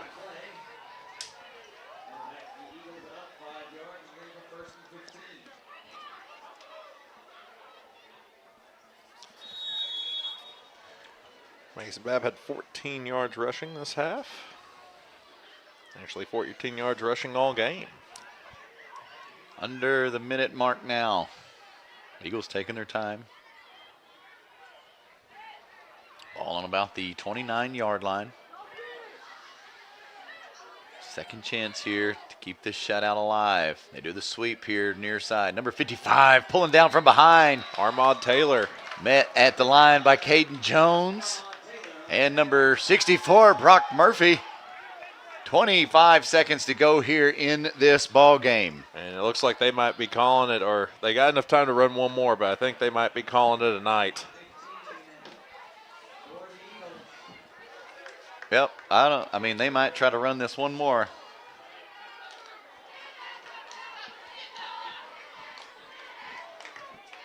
Five seconds to go. 2, 1. Play. Final play of this fourth quarter. Boom! Met in the backfield. Caden Jones, Brock Murphy stops it out for a shutout here in Portageville on a Thursday night football game. 34-0 is your final. My goodness. Unexpected. I did not expect a shutout, but hey, it's kind of one of those every other years, and the Bulldog Gods was with us tonight. 34-0 is the shutout score here on Thursday night in Portageville. We are going to take a few-minute timeout, let Mr. Davidson get his stats together, tally up those scores, or tally up all those first downs and touchdowns there and tackles. And we'll be back in just a few minutes. You're listening to Bulldog Football here on Sports Radio, KMIS. The Portageville Bulldogs are off to another exciting season in their quest for a state championship. Lewis Roan Farms is a booster and supporter of Portageville High School sports throughout the year and extends their best wishes to the teams, coaches, players, and fans as they carry on the proud tradition of Bulldog sports with hard work, practice, and determination. Good luck and best wishes to the Portageville Bulldogs from Lewis Roan Farms in Portageville. Agriculture is not a fad, and it's not for the faint of heart. Long days become long nights, sacrificing time away from family, even on weekends, just so you can get the crop in and get the crop out. This is your way of life. At Farm Credit Southeast Missouri, we are 100% bought into your commitment. Because we are customer-owned, it is our mission to be your ag lender, and we intend to be your value-added partner for next year and the long term. Your ag lender will always be there. Call Jay Ward or Jack Giles in Portageville at 573-379-3461. Welcome back. It might just be the old head in me, but I feel like chanting, it's great to be a Portageville dog here tonight. 34-0 is the final. We pitched a shutout in the Battle of New Madrid County in a rivalry game nonetheless. What a heck of a night. What a heck of a night. Looked like we was getting some motivational words there from the co-captain tonight, number 38. Jacoby. Mr. Jacoby. So let's go through the stats. Let's run them down. Let's see. We'll start at the bottom of the rushing chart. That was Max Warren. He had 6 yards rushing. Then you had number 11, Parker Babb, who had 14. Then we get up to where the touchdowns are starting to live. Brody Warren, he kind of helped seal the deal here in the second half. He had 46 yards rushing and a touchdown. The man who really sitting at home in the second half was the man I am deeming as the sledgehammer, Mr. James Shalley. He had 68 yards rushing and 2 touchdowns on 4 carries. Now that is against probably a more JV-ish New Madrid County Central team, but our defense at that time, but still 4 carries for 68 yards and 2 touchdowns is a very impressive stat total to have. And then number 1, Antonio Deuce Higginbottom, he was our leading rusher with 76 yards rushing and a touchdown. He just barely was our leading all-purpose yards player. That honor almost went to Jack Bell, who you keep on hammering home for player of the game, and heck, he was kind of the spark both times. He was the spark both times to get everything going the way it needed to go for Portageville to be where we're at, 34-0. It speaks volumes. I mean, with low moments, lots of low moments, and Jack Bell pulled us out of them with big plays. Yep, he had 75 yards receiving on the night. He sadly did not get a touchdown, but he was the spark. He was the spoon that stirred the batter. Helmets raised high as the Dogs get ready to dispense from the field. There they go. Big win for them tonight. Keep going, Mr. Davidson. And then the last offensive stat we have is Parker Babb. He had a 19-yard touchdown catch, only touchdown through the air that we had. Defense, let's see where to start on defense. We'll start off with Parker Babb. He had 5 yards. He had 5 tackles and a sack. He was tied for the tackle total with number 30, C.J. Miller, who had 5 tackles. He also played really good at fullback when he came in tonight. Brody Warren had 4 tackles. Then you have number 53, Maximilio Ordez with 4 tackles. And then we get into the crazy ones. Let's see. We got number 14, Cole Dodd, a.k.a. The Problem. He had 3 tackles. Then you have number 1, Antonio Deuce Higginbottom, who had 2 tackles. James Shalley, who is out there like a torpedo on defense. He had 3 tackles. Terrence Boyd had 1 tackle. Evan Windsor had 2 tackles. Number 6, Braden Jeffries, no tackles, 2 sacks. 2 major sacks. Big plays for the Dogs to shift some momentum. Then number 50, Eli Wheeler, senior, he had 1 tackle and a sack. Number 64, Brock Murphy had a tackle. Number 71, Boogie, Adrian Alexander, he had a tackle. Number 3, Jack Bell had a tackle. Number 52, Tate Bogan had a really important tackle there. Number 24, Caden Jones, he kind of did a little bit of everything tonight. He was kind of all over the field. He had a tackle, a pump block, and that final sack at the close of the game. Then we had number 44 for the Bulldogs, because now we're really getting into the esoteric part of the roster that I am not intimately familiar with. Tyson Fair, he had a tackle. Number 12 for the Dogs. Mason Babb had a tackle. Number 55, Armand Taylor had a tackle. Man, just look at, so now that the game's over with, we've got a little mixture going on. Some New Madrid talking to Portageville, Portageville talking to some New Madrid, so it's good to know that we can mingle after the game and they're not, mince words or it not come to blows like that. 34-0 again is the final here tonight as we start things off for end of regular season and to go into district. So looking forward to next week. We will likely have this home game here next week against Malden. There's 2 possibilities. Let's run them down real quick. That way we have the positive possibility of us would be Malden beating Hayti. Then that would drop Hayti to the bottom of the district, and so we would then be in the 3rd range to stay in the byes. The more negative one, and I really don't want that to necessarily happen for a team, but there is that Malden hasn't won a football game all year. Their scores have not necessarily looked like the brightest to begin with. Correct. There is a good chance that after Friday night, Malden just says we're kind of done playing football for the year, and they forfeit, then we wouldn't have a game next Friday, and we would automatically go and play, which I believe the 1 seed is pretty much guaranteed to be Charleston, based on kind of how everything would be lining up. We have a head-to-head win against them, we and do. That was one of the talked-about wins. Like if seniors could point out a big win, and Eli Wheeler was the one that spoke about that. He said, we fought hard for that. We needed a big win. The key difference would be this time we'd be traveling to Charleston instead of hosting them. And I got you. That would be the only key difference that time around. But it's all right though. Hopefully we get to have a game. If we do have a game next week, it will be Friday, and we will be here on Halloween, bringing it to you as we always do. Absolutely. And then hopefully that will be a victory that will then carry us on into the next couple rounds of districts. This is not an impossible district. No. It is a very winnable district. I'd say right now, as weird as it sounds, like I would love Portageville to win this district, but I think that the 3 seed or who's currently the 4 seed who has the head-to-head against us, Hayti, they might be my team to beat this district, because part of the reason why Hayti saw that lull that they saw was their quarterback was out for most of the season. I got you. And so that's where you kind of saw some teams take advantage of a down Hayti, but they showed some fight 2 weeks ago in the Battle of the Boot, and I think they won last week, and they're taking on Malden this week, so they might be trending in the right direction. But Crowsville 49-40. But that's why we play the games, is to find out if that actually is the truth. That's right. So to recap tonight, 34-0 was the final here tonight. So tune in to us next week, maybe against Malden here, or maybe not. We don't know. We got a couple games that's got to be played out tomorrow. We will for a fact though, you will check our Facebook page. That will tell us the school's Facebook page. All of that stuff will keep you up to date on what's going on. Thanks for joining us here on a Thursday night. I'm Heath Conaway alongside Paul Davidson. You've been listening to Bulldog Football here on Sports Radio KMIS. We still have school tomorrow. See y'all there.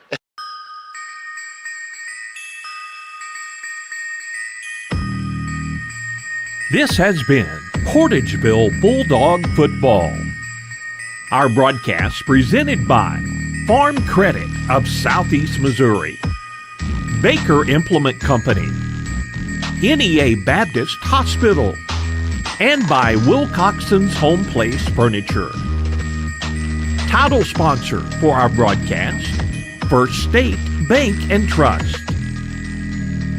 Broadcast sponsors include Ellington Insurance, the City of Portageville, Delta Auto Parts and Salvage, Portageville Schools, Butler Drug, Greenpoint Ag of Portageville, First State Community Bank, New Madrid County Assistant Prosecuting Attorney Amy Pryor, and by Lewis Roan Farms. This broadcast has been a production of Pollock Broadcasting Company.